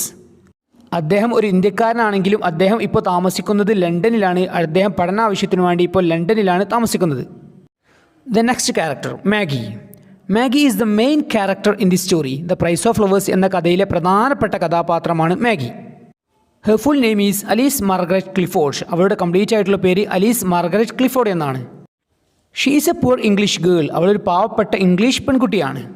She ഈസ് 13 or 14 years old. 13-14 വയസ്സായിട്ടുള്ള ഒരു പെൺകുട്ടിയാണ് അവൾ. The story shows the life of this young girl. ഈ ഒരു കഥ കാണിക്കുന്നത് ഈ ഒരു പെൺകുട്ടിയുടെ ജീവിതത്തെയാണ്. She works as a typist in a shop. ഒരു ഷോപ്പിൽ ടൈപ്പിസ്റ്റ് ആയിട്ടാണ് മാഗി ജോലി ചെയ്യുന്നത്. And she doesn't like her job. അവൾക്ക് ആ ടൈപ്പിസ്റ്റ് എന്ന ഒരു ജോലി അവൾക്ക് ഇഷ്ടമില്ല. She likes to become a secretary. അവളുടെ ആഗ്രഹം എന്താണ്? ഒരു സെക്രട്ടറി ആവാനാണ് അവളുടെ ആഗ്രഹം. And she lives with her mother Mrs Clifford. അവളുടെ അമ്മയായിട്ടുള്ള മിസ്സിസ് ക്ലിഫോർഡിൻ്റെ കൂടെയാണ് മാഗി താമസിക്കുന്നത്. And she loves her mother and her brother Frank very much. അവൾ അവളുടെ അമ്മയെയും അതുപോലെ തന്നെ അവളുടെ സഹോദരനായിട്ടുള്ള ഫ്രാങ്കിനെയും അങ്ങേയറ്റം സ്നേഹിക്കുന്നുണ്ട്. The next character Mrs Clifford. Mrs Clifford is Maggie's mother. മാഗിയുടെ അമ്മയാണ് Mrs Clifford. She is a widow. അവളൊരു വിധവയാണ്. She makes cakes for her livelihood. അവളുടെ ഉപജീവനത്തിനു വേണ്ടി പണം സമ്പാദിക്കാൻ അവൾ കേക്കുകൾ ഉണ്ടാക്കുന്നുണ്ട്. And she is superstitious. വലിയ അന്ധവിശ്വാസങ്ങളൊക്കെ ഉള്ള ഒരു സ്ത്രീയാണ് Mrs Clifford. The next character Frank. Frank is Maggie's brother. Frank മാഗിയുടെ സഹോദരനാണ്. He was a soldier. അദ്ദേഹം ഒരു പട്ടാളക്കാരനായിരുന്നു. And he was in India. അദ്ദേഹം ഇന്ത്യയിലായിരുന്നു. He was killed in a fighting. ഒരു പോരാട്ടത്തിൽ, ഒരു യുദ്ധത്തിൽ അദ്ദേഹം മരണപ്പെട്ടിട്ടുണ്ടായിരുന്നു. And he was buried in India. അദ്ദേഹത്തെ മറവ് ചെയ്യപ്പെട്ടിട്ടുള്ളത് ഇന്ത്യയിലായിരുന്നു. ഓക്കെ, ഇത്രയും 4 കഥാപാത്രങ്ങളാണ് ഈ ഒരു കഥയിലുള്ളത്. അതായത് mister Gupta, Maggi, Mrs Clifford and Frank. And the story is moved forward through the dialogues among the 3 main characters of the story, Mr. Gupta, Maggie and her mother, Mrs. Clifford. Mr Gupta, Maggie, മാഗിയുടെ അമ്മയായ Mrs Clifford എന്നിവരുടെ സംഭാഷണത്തിലൂടെയാണ് ഈ ഒരു കഥ മുന്നോട്ട് പോകുന്നത്. Okay, ഇനി നമുക്ക് ഈ ഒരു കഥയുടെ സമ്മറിയിലേക്ക് പ്രവേശിക്കാം. The story takes place in London. ഈ ഒരു കഥ സംഭവിക്കുന്നത് ലണ്ടനിലാണ്. Mr Gupta meets a poor English girl from a restaurant. ഒരു റെസ്റ്റോറൻറ്റിൽ വെച്ചിട്ട് മിസ്റ്റർ ഗുപ്ത ഒരു പാവപ്പെട്ട ഒരു ഇംഗ്ലീഷ് പെൺകുട്ടിയെ കണ്ടുമുട്ടുകയാണ്. Her name is Maggie. അവളുടെ പേരാണ് Maggie. Actually Maggie was trying to find out an Indian to clarify her doubts on India. Maggie ഇന്ത്യയെക്കുറിച്ചുള്ള അവളുടെ സംശയങ്ങൾക്ക് ഒരു വ്യക്തത വരുത്തുന്നതിന് വേണ്ടിയിട്ട് ഒരു ഇന്ത്യക്കാരനായിട്ടുള്ള ഒരാളെ കണ്ടുമുട്ടാനുള്ള ശ്രമത്തിലായിരുന്നു. ഇന്ത്യയെക്കുറിച്ച് അവൾ ചിന്തിക്കാനുള്ള കാരണം എന്താണ്? Her brother was in India. അവളുടെ സഹോദരൻ ഇന്ത്യയിലായിരുന്നു. He was a soldier. അദ്ദേഹം ഒരു പട്ടാളക്കാരനായിരുന്നു. And there was no news from him for a long time. കുറേ കാലമായിട്ട് അദ്ദേഹത്തിൽ നിന്ന് ഒരു വിവരവും ഇല്ലായിരുന്നു. Maggie's mother thought that India was a dangerous country full of tigers, snakes and viewers. മാഗിയുടെ അമ്മയായ മിസ്സിസ് ക്ലിഫോർഡിൻ്റെ ചിന്തയിൽ ഇന്ത്യ വളരെ അപകടകരമായിട്ടുള്ള ഒരു രാജ്യമായിരുന്നു. അവർ വിശ്വസിച്ചിരുന്നത് ഇന്ത്യ മുഴുവൻ കടുവകളും പാമ്പുകളും അതുപോലെ തന്നെ പല വിധത്തിലുള്ള അസുഖങ്ങളുമുള്ള ഒരു രാജ്യമാണ് ഇന്ത്യ എന്നായിരുന്നു മാഗിയുടെ അമ്മ വിശ്വസിച്ചിരുന്നത്. അതുകൊണ്ട് തന്നെ Maggie's mother was searching for an Indian to clarify her doubts on India. മാഗിയുടെ അമ്മ ഇന്ത്യയെക്കുറിച്ചുള്ള അവളുടെ സംശയങ്ങൾക്കൊരു വ്യക്തത വരുത്തുന്നതിന് വേണ്ടിയിട്ട് ഒരു ഇന്ത്യക്കാരനായിട്ടുള്ള ഒരാളെ കാണാനുള്ള ആഗ്രഹത്തിലായിരുന്നു. Then Maggie invites Mr. Gupta to her house and he accepts her invitation. അങ്ങനെ മിസ്റ്റർ ഗുപ്തയെ മാഗി അവളുടെ വീട്ടിലേക്ക് ക്ഷണിക്കുകയാണ്. അദ്ദേഹം ആ ഒരു ക്ഷണം സ്വീകരിക്കുകയും ചെയ്യുന്നു. അങ്ങനെ മിസ്റ്റർ ഗുപ്ത മാഗിയുടെ വീട്ടിലെത്തിയ സമയത്ത് when Maggie's mother inquired about India Mr Gupta describes India to her. അങ്ങനെ മാഗിയുടെ അമ്മ ഇന്ത്യയെക്കുറിച്ച് അദ്ദേഹത്തോട് ചോദിക്കുകയാണ്. നമുക്കറിയാം മാഗിയുടെ അമ്മയുടെ മനസ്സിലെ ഇന്ത്യ എങ്ങനെയുള്ള ഇന്ത്യയാണ്? ഇന്ത്യ മുഴുവൻ കടുവകളും പാമ്പുകളും അതുപോലെ തന്നെ ഡിഫറൻ്റായിട്ട് വ്യത്യസ്തമായ തരത്തിലുള്ള അസുഖങ്ങളുമുള്ള ഒരു രാജ്യമാണ് ഇന്ത്യ എന്നതായിരുന്നു മാഗിയുടെ അമ്മയുടെ മനസ്സിലുള്ള ഇന്ത്യ. ഓക്കെ, അതിന് മറുപടിയായിട്ട് മിസ്റ്റർ ഗുപ്ത പറയുന്ന ആൻസറാണ്, he says India is a beautiful country and safe to live. Snakes and tigers are in jungles. മിസ്റ്റർ ഗുപ്ത മാഗിയുടെ അമ്മയോട് ഇന്ത്യയെക്കുറിച്ച് വിവരിക്കുകയാണ്. ഇന്ത്യ വളരെ മനോഹരമായിട്ടുള്ള ഒരു രാജ്യമാണ് എന്നുള്ളതും അതുപോലെ തന്നെ ജീവിക്കാൻ വളരെ സേഫായിട്ടുള്ള ഒരു രാജ്യമാണ് എന്നും ദെൻ പാമ്പുകളും കടുവകളും കാടുകളിലാണ് എന്നും മിസ്റ്റർ ഗുപ്ത മാഗിയുടെ അമ്മയോട് ഇന്ത്യയെക്കുറിച്ച് വിവരിക്കുകയാണ്. ഇന്ത്യയെക്കുറിച്ചുള്ള ഈ ഒരു വിവരണം കേട്ട സമയത്ത് Maggie and Mrs Clifford were very glad to hear this happy news. ഈ ഒരു വളരെ സന്തോഷകരമായിട്ടുള്ള ഒരു വാർത്ത, അതായത് ഇന്ത്യയെക്കുറിച്ചുള്ള ഈ ഒരു വാർത്ത കേട്ട സമയത്ത് മാഗിയും മാഗിയുടെ അമ്മയും വളരെ സന്തോഷിക്കുകയാണ്. അങ്ങനെ മാഗിയുടെ അമ്മയായ മിസ്സിസ് ക്ലിഫോർഡും മിസ്റ്റർ ഗുപ്തയും തമ്മിലുള്ള സംഭാഷണത്തിനിടയിൽ മാഗിയുടെ അമ്മ അവളുടെ മകനായിട്ടുള്ള ഫ്രാങ്കിനെ കുറിച്ച് സംസാരിക്കുകയാണ്. മാഗീസ് mother tells him about her sun Frank. He was a soldier and he was in Punjab and there was no news from him for a long time. കുറേ കാലമായിട്ട് അദ്ദേഹത്തിൽ നിന്ന് അവളുടെ മകനായിട്ടുള്ള ഫ്രാങ്കിൽ നിന്ന് ഒരു വിവരവും ഇല്ല എന്ന് മിസ്റ്റർ ഗുപ്തയോട് മാഗിയുടെ അമ്മ പറയുകയാണ്. Frank had send them a crystal ring from India. ഫ്രാങ്ക് ഇന്ത്യയിൽ നിന്ന് അവർക്കൊരു പളുങ്കു രൂപത്തിലുള്ള ഒരു മോതിരം അയച്ചു കൊടുത്തിട്ടുണ്ടായിരുന്നു. They believe that it was a magic ring. അവർ വിശ്വസിച്ചിരുന്നത് അതൊരു മാജിക് റിംഗ്, അതായത് ഒരു മാന്ത്രിക മോതിരമാണ് എന്നാണ് അവർ വിശ്വസിച്ചിരുന്നത്. മാഗിയും മാഗിയുടെ അമ്മയായിട്ടുള്ള മിസ്സിസ് ക്ലിഫോർഡും വിശ്വസിച്ചിരുന്നത്. അങ്ങനെ അവർ വിശ്വസിക്കാൻ കാരണം എന്താണ്? Frank had written that the ring was given to him by a yogi. Frank അവർക്ക് എഴുതിയിട്ടുണ്ടായിരുന്നു ഈ ഒരു റിംഗ് ഇന്ത്യയിൽ വെച്ച് അദ്ദേഹത്തിന് കൊടുത്തത് ഒരു യോഗിയാണ് എന്നുള്ളതും. The Yogi had told that the ring was A magical one. ആ ഒരു യോഗി ആ ഒരു മോതിരം ഫ്രാങ്കിന് ഇന്ത്യയിൽ നിന്ന് കൊടുക്കുന്ന സമയത്ത് അതൊരു മാന്ത്രിക മോതിരമാണ് എന്നും ആ ഒരു യോഗി ഫ്രാങ്കിനോട് പറഞ്ഞിട്ടുണ്ടായിരുന്നു. അതുകൊണ്ട് തന്നെ മാഗിയും മിസ്സിസ് ക്ലിഫോർഡും ഇതൊരു മാന്ത്രിക മോതിരമാണ് എന്നാണ് അവർ വിശ്വസിച്ചിരുന്നത്. ആ ഒരു മോതിരത്തിൽ അവർ വിശ്വസിച്ചിരുന്ന മാന്ത്രിക ശക്തി എന്തായിരുന്നു? ഈ somebody looked in to the ring thinking of a person who is even far away he could see the person and what he was doing. വിദൂരത്തുള്ള ആരെങ്കിലും മനസ്സിൽ കരുതിക്കൊണ്ട് ഈ ഒരു റിങ്ങിൽ നോക്കിക്കഴിഞ്ഞാൽ ആ ഒരു വിദൂരത്തുള്ള ആളെ കാണാൻ സാധിക്കും എന്നുള്ളതും അവർ എന്താണ് ചെയ്യുന്നത് എന്ന് നമുക്ക് മനസ്സിലാക്കാനും കാണാനും ആ ഒരു റിങ്ങിലൂടെ സാധിക്കും എന്നുള്ളതായിരുന്നു അവർ വിശ്വസിച്ചിരുന്ന ആ ഒരു അന്ധവിശ്വാസം. ആ ഒരു മോതിരത്തെക്കുറിച്ച് അവർ വിശ്വസിച്ചിരുന്ന ഒരു അന്ധവിശ്വാസം. Even though it was a superstition they believed it. അതൊരു അന്ധവിശ്വാസമായിരുന്നു എങ്കിൽ കൂടെ അവരത് വിശ്വസിച്ചിരുന്നു. അതായത് മാഗിയും മാഗിയുടെ അമ്മയും ആ ഒരു അന്ധവിശ്വാസം വിശ്വസിച്ചിരുന്നു. And they have concentrated upon the ring again and again to see Frank. അവർ ഫ്രാങ്കിനെ കാണുന്നതിന് വേണ്ടിയിട്ട് ആ ഒരു റിങ്ങിൽ പലതവണ അവർ നോക്കിയിട്ടുണ്ടായിരുന്നു. കാരണം ഫ്രാങ്കിനെ കുറിച്ച് ഒരു വിവരവും ഇല്ലായിരുന്നു. ഫ്രാങ്ക് ഇന്ത്യയിലാണ്, അദ്ദേഹം പട്ടാളക്കാരനാണ്, അദ്ദേഹത്തിൽ നിന്ന് ഒരു വിവരവും ഇല്ലായിരുന്നു. അപ്പോൾ ഫ്രാങ്കിനെ കുറിച്ച് അറിയുന്നതിന് വേണ്ടിയിട്ട് മാഗിയും മാഗിയുടെ അമ്മയും പല തവണ ആ ഒരു റിങ്ങിൽ നോക്കിയിരുന്നെങ്കിലും അവർക്ക് ഫ്രാങ്കിനെ കാണാൻ സാധിച്ചിട്ടുണ്ടായിരുന്നില്ല. And they believe if an Indian looked in to the ring thinking of Frank he can see Frank and what he is doing. അങ്ങനെ അവർ വിശ്വസിച്ചിരുന്നത് ഇന്ത്യക്കാരനായിട്ടുള്ള ഒരാൾ ഈ ഒരു റിങ്ങിൽ നോക്കിക്കഴിഞ്ഞാൽ ഫ്രാങ്കിനെ ചിന്തിച്ചുകൊണ്ട് ഈ ഒരു റിങ്ങിൽ നോക്കിക്കഴിഞ്ഞാൽ ഫ്രാങ്കിനെ കാണാൻ സാധിക്കും എന്നുള്ളതും ഫ്രാങ്ക് ഇപ്പോൾ എന്താണ് ചെയ്യുന്നത് എന്ന് കാണാൻ സാധിക്കും എന്ന് അവർ വിശ്വസിച്ചിരുന്നു. മാഗിയും മിസ്സിസ് ക്ലിഫോർഡും വിശ്വസിച്ചിരുന്നു. And Mr Gupta also couldn't see anything in the ring when he tried according to their request. അങ്ങനെ മാഗിയുടെ അമ്മയായ മിസ്സിസ് ക്ലിഫോർഡിൻ്റെയും അപേക്ഷ പരിഗണിച്ചുകൊണ്ട് മിസ്റ്റർ ഗുപ്ത ആ ഒരു റിങ്ങിൽ നോക്കിയെങ്കിലും അദ്ദേഹത്തിനും ഒന്നും കാണാൻ സാധിച്ചില്ല. നമുക്കറിയാം actually there was no news from Frank for a long time. ഇന്ത്യയിൽ പട്ടാളക്കാരനായിട്ട് സേവനമനുഷ്ഠിക്കുന്ന ഫ്രാങ്കിൽ നിന്ന് ഒരു വിവരവും കുറേ കാലമായിട്ട് ഒരു വിവരവും അവർക്ക് ലഭിച്ചിട്ടുണ്ടായിരുന്നില്ല. The only news that they get from India was Frank was fighting in the Punjab. ഇന്ത്യയിൽ നിന്ന് അവർക്ക് ലഭിച്ച ഫ്രാങ്കിനെ കുറിച്ചുള്ള കിട്ടിയിട്ടുള്ള ആകെ ഒരു വിവരം എന്ന് പറയുന്നത് ഫ്രാങ്ക് ഇപ്പോൾ പഞ്ചാബിൽ ഒരു യുദ്ധത്തിലാണ്, ഒരു പോരാട്ടത്തിലാണ് എന്നുള്ള വിവരം മാത്രമാണ് ഫ്രാങ്കിനെ കുറിച്ച് അവർക്ക് ഇന്ത്യയിൽ നിന്ന് ലഭിച്ചിട്ടുള്ളത്. And after receiving this news Mrs Clifford became a patient. Frank ഇന്ത്യയിൽ ഒരു യുദ്ധത്തിലാണ്, ഒരു പോരാട്ടത്തിലാണ് എന്ന് കേട്ട സമയത്ത് ഫ്രാങ്കിൻ്റെ അമ്മയായിട്ടുള്ള മിസ്സിസ് ക്ലിഫോർഡ് ഒരു രോഗിയായി മാറുകയാണ്. And her condition became more serious because of her thoughts about her son Frank. ഫ്രാങ്കിന് അവളുടെ മകനായിട്ടുള്ള ഫ്രാങ്കിനെ കുറിച്ചുള്ള ചിന്തകളാൽ അവളുടെ അസുഖം കൂടുതൽ സീരിയസ് ആവുകയാണ്. So Maggie writes to Mr. Gupta about this situation and invites him to her house. അമ്മയുടെ അസുഖം വളരെ സീരിയസ് ആയതുകൊണ്ട് തന്നെ മാഗി മിസ്റ്റർ ഗുപ്തയ്ക്ക് ഒരു കത്ത് അയക്കുകയും അദ്ദേഹത്തെ അവളുടെ വീട്ടിലേക്ക് ക്ഷണിക്കുകയും ചെയ്യുന്നു. അങ്ങനെ മിസ്റ്റർ ഗുപ്ത അവളുടെ മാഗിയുടെ വീട്ടിലെത്തിയ സമയത്ത് she request him to gaze in to the ring and tell her mother that Frank is alive and well even if he did not see anything in the ring. അങ്ങനെ മാഗിയുടെ ക്ഷമ സ്വീകരിച്ചുകൊണ്ട് മിസ്റ്റർ ഗുപ്ത മാഗിയുടെ വീട്ടിലെത്തിയ സമയത്ത് മാഗി അദ്ദേഹത്തോട് request നടത്തുകയാണ്. അതായത് എന്താണ് മാഗി നടത്തുന്ന റിക്വസ്റ്റ്? അദ്ദേഹം ആ ഒരു റിങ്ങിൽ നോക്കണം എന്നുള്ളതും ആ ഒരു റിങ്ങിൽ നോക്കിക്കൊണ്ട് അമ്മയോട് പറയണം ഫ്രാങ്ക് ജീവിച്ചിരിപ്പുണ്ട് എന്നുള്ളതും ഫ്രാങ്കിനെ അദ്ദേഹത്തിന് കാണാൻ സാധിക്കുന്നുണ്ട് എന്നും ആ ഒരു റിങ്ങിൽ അദ്ദേഹം ഒന്നും കണ്ടിട്ടില്ല എങ്കിലും അമ്മയോട് ഈ ഒരു കാര്യം, അതായത് ഫ്രാങ്കിനെ അദ്ദേഹം ആ ഒരു റിങ്ങിൽ കാണുന്നുണ്ട് എന്നുള്ളതും ഫ്രാങ്ക് ഇപ്പോൾ ജീവിച്ചിരിപ്പുണ്ട് എന്നുള്ളതും ഫ്രാങ്കിന് ഒരു കുഴപ്പമില്ല എന്നും മാഗിയുടെ അമ്മയോട് പറയാൻ വേണ്ടി മാഗി മിസ്റ്റർ ഗുപ്തയോട് പറയുകയാണ്. And Mr Gupta did accordingly and this made Mrs Clifford recover from illness.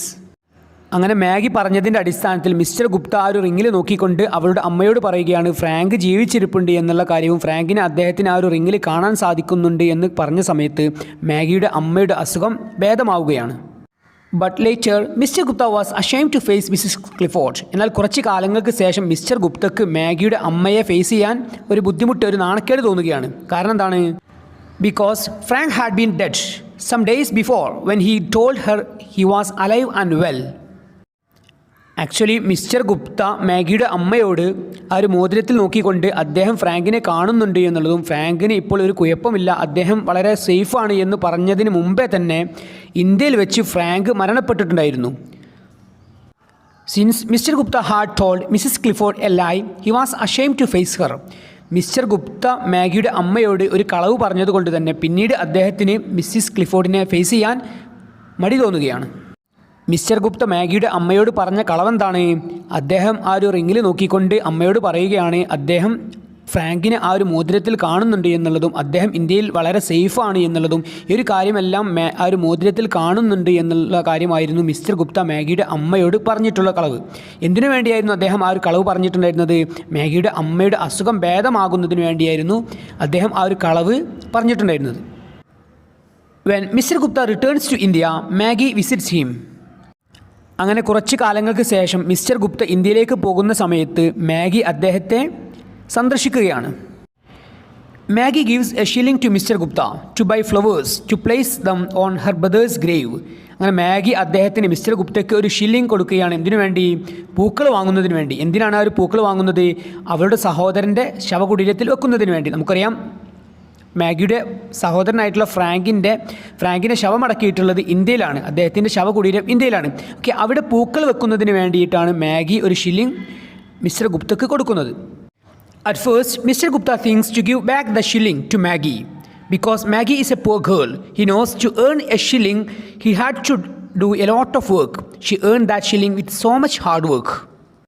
അങ്ങനെ മാഗിയുടെ സഹോദരൻ്റെ ശവകുടീരത്തിൽ വെക്കുന്നതിന് വേണ്ടി പൂക്കൾ വാങ്ങാൻ വേണ്ടി മാഗി ഒരു ഷില്ലിംഗ് മിസ്റ്റർ ഗുപ്തക്ക് കൊടുത്ത സമയത്ത് ആദ്യം തന്നെ അദ്ദേഹം ചിന്തിക്കുന്നത് അത് അവൾക്ക് തിരിച്ചു കൊടുക്കാനാണ്. ആ ഒരു ഷില്ലിംഗ് അവൾക്ക് തിരിച്ചു കൊടുക്കാനാണ്. കാരണം എന്താണ്? അവൾ അത്രത്തോളം ഹാർഡ് വർക്ക്, കഠിനാധ്വാനം ചെയ്തിട്ടാണ് ആ ഒരു പണം നേടിയിട്ടുള്ളത്.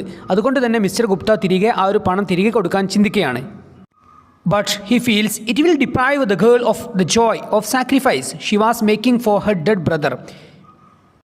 എന്നാൽ പിന്നീട് മിസ്റ്റർ ഗുപ്ത ചിന്തിക്കുകയാണ് അദ്ദേഹം ആ ഒരു പണം തിരികെ നൽകി കഴിഞ്ഞാൽ മാഗിക്ക് അതുകൊണ്ട് കിട്ടുന്ന ഒരു സന്തോഷം ഇല്ലാതാകും. അതായത് അവളുടെ മരണപ്പെട്ടു പോയ സഹോദരന് വേണ്ടി അവൾ ചെയ്യുന്ന ആ ഒരു ത്യാഗം കൊണ്ട് അവൾക്ക് കിട്ടുന്ന ആ ഒരു സന്തോഷം അതില്ലാതാകും എന്ന് മിസ്റ്റർ ഗുപ്തക്ക് മനസ്സിലാവുകയാണ്. So Mr Gupta decided to receive the shilling from Maggie to make her happy. അങ്ങനെ അവളെ സന്തോഷിപ്പിക്കുന്നതിന് വേണ്ടിയിട്ട് മിസ്റ്റർ ഗുപ്ത മാഗി കൊടുത്ത ആ ഒരു ഷില്ലിംഗ് വാങ്ങുകയാണ്. And Mr. Gupta gives promise to Maggie that he will visit the grave of her brother Frank in India and place flowers on his grave. അങ്ങനെ ഇന്ത്യയിലേക്ക് തിരിക്കുന്നതിന് മുമ്പായിട്ട് മിസ്റ്റർ ഗുപ്ത മാഗിക്ക് ഒരു പ്രോമിസ്, ഒരു വാഗ്ദാനം നൽകുകയാണ്. എന്താണ് നൽകുന്ന വാഗ്ദാനം? അദ്ദേഹം ഇന്ത്യയിൽ എത്തിക്കഴിഞ്ഞാൽ അവളുടെ സഹോദരനായിട്ടുള്ള ഫ്രാങ്കിൻ്റെ ശവകുടീരത്തിൽ പൂക്കൾ വെക്കും എന്നുള്ള കാര്യം മിസ്റ്റർ ഗുപ്ത മാഗിയോട് പ്രോമിസ് ചെയ്യുകയാണ്. Okay dear students, this is the story The Price of Flowers. Then what is the theme of this story? The main theme of the story is love of a girl for her dead brother and her mother. ഈ ഒരു കഥയുടെ പ്രധാനപ്പെട്ട ആശയം എന്നുള്ളത് love, സ്നേഹമാണ്.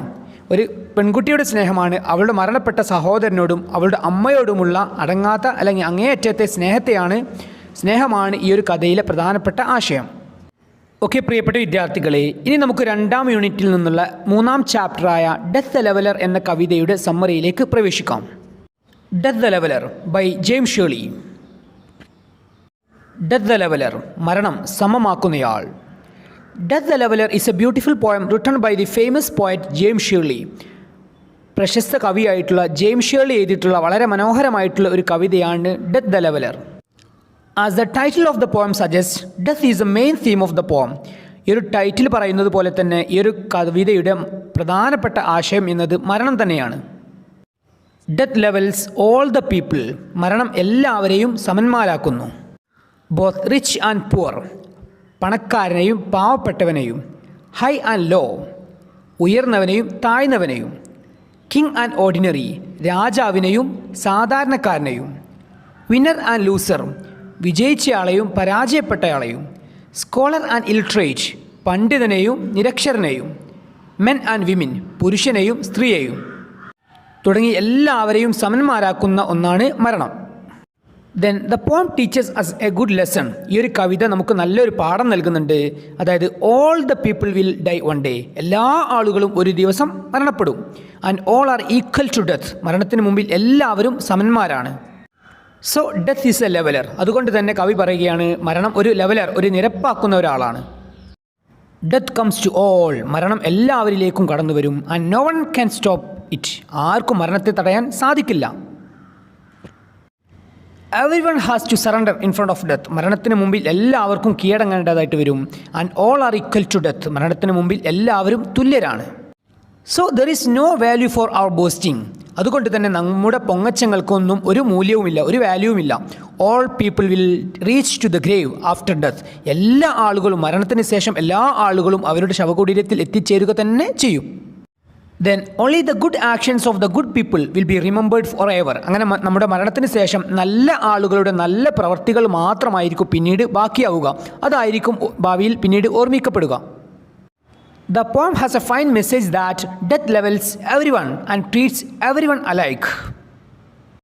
ഈ ഒരു കവിത നല്ല ഒരു സന്ദേശം നൽകുന്നുണ്ട്. കവിത നൽകുന്ന സന്ദേശം എന്താണ്? മരണം എല്ലാവരെയും തുല്യരാക്കുന്നു, മരണം എല്ലാവരെയും ഒരേപോലെ ട്രീറ്റ് ചെയ്യുകയും ചെയ്യുന്നു. And the good deeds in our life are very important. നമ്മുടെ ജീവിതത്തിൽ നാം ചെയ്യുന്ന നല്ല കാര്യങ്ങൾ, നല്ല പ്രവർത്തികൾ വളരെ പ്രധാനപ്പെട്ടതാണ്. People will remember our good deeds after our death. നമ്മളുടെ മരണത്തിന് ശേഷം ആളുകൾ ചിന്തിക്കുന്നത്, ആളുകൾ ഓർമ്മിക്കുന്നത് നാം നമ്മുടെ ജീവിതത്തിൽ ചെയ്തിട്ടുള്ള നല്ല കാര്യങ്ങളായിരിക്കും. So the good deeds in our life are very important. അതുകൊണ്ട് തന്നെ നമ്മുടെ ജീവിതത്തിൽ നാം ചെയ്യുന്ന നല്ല കാര്യങ്ങൾ, നല്ല പ്രവൃത്തികൾ വളരെ പ്രധാനപ്പെട്ടതാണ്. ആ ഒരു കാര്യങ്ങളായിരിക്കും നമ്മുടെ മരണത്തിന് ശേഷം ബാക്കിയാവുന്നത്. ഓക്കെ പ്രിയപ്പെട്ട വിദ്യാർത്ഥികളെ, ഇത്രയും കാര്യങ്ങളാണ് നമുക്ക് ഈ ഒരു കവിതയിൽ നിന്ന്, ഡെത്ത് ദ ലെവലർ എന്ന കവിതയിൽ നിന്ന് മനസ്സിലാകുന്നത്. ബിയോണ്ട് ദ ഹൊറൈസൺ, ചക്രവാളത്തിനുമപ്പുറം. The unit focuses on travel and the diverse experiences it provides. യാത്രകളെക്കുറിച്ചും അവ നൽകുന്ന വ്യത്യസ്തമായിട്ടുള്ള വൈവിധ്യമാർന്ന അനുഭവങ്ങളെക്കുറിച്ചുമാണ് ഈ ഒരു യൂണിറ്റ് പറയുന്നത്.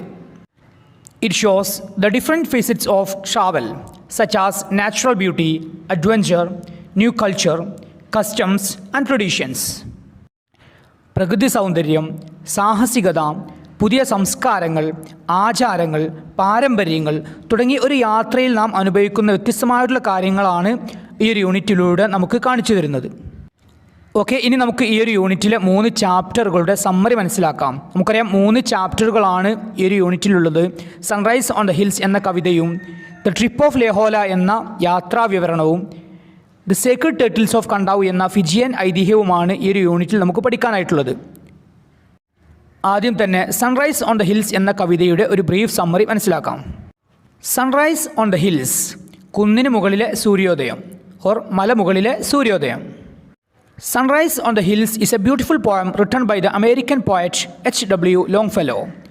അമേരിക്കൻ കവിയായ H.W. ലോങ്ഫെല്ലോ എഴുതിയിട്ടുള്ള മനോഹരമായിട്ടുള്ള ഒരു കവിതയാണ് sunrise on the hills. It's a poem about nature, പ്രകൃതിയെക്കുറിച്ചുള്ള ഒരു കവിതയാണിത്. അതായത് it's a natural poem. The poem describes the beauty of nature and how nature can soothe us when we are in trouble or difficulty. പ്രകൃതിയുടെ ഭംഗിയെക്കുറിച്ചും നമ്മളൊരു വിഷമത്തിലോ പ്രയാസത്തിലോ ആയിരിക്കുമ്പോൾ പ്രകൃതിക്ക് നമ്മെ എങ്ങനെ ആശ്വസിപ്പിക്കാൻ സാധിക്കും എന്നതുമാണ് ഈ ഒരു കവിത വിവരിക്കുന്നത്. In this poem the poet shares his experience on the hills in an early morning when the sky is glorious with the rays of the rising sun. ഉദയസൂര്യൻ്റെ കിരണങ്ങളാൽ ആകാശം ശോഭിക്കുന്ന ഒരു പ്രഭാതത്തിൽ കുന്നിന് മുകളിലെ കവിയുടെ അനുഭവമാണ് ഈ ഒരു കവിതയിലൂടെ കവി വിവരിക്കുന്നത്. അതായത് the poet goes to the nature. കവി പ്രകൃതിയിലേക്ക് പോവുകയാണ്. He stands upon the hills in an early morning. ഒരു ദിവസം അതിരാവിലെ അദ്ദേഹം കുന്നിന് മുകളിൽ നിൽക്കുകയാണ്.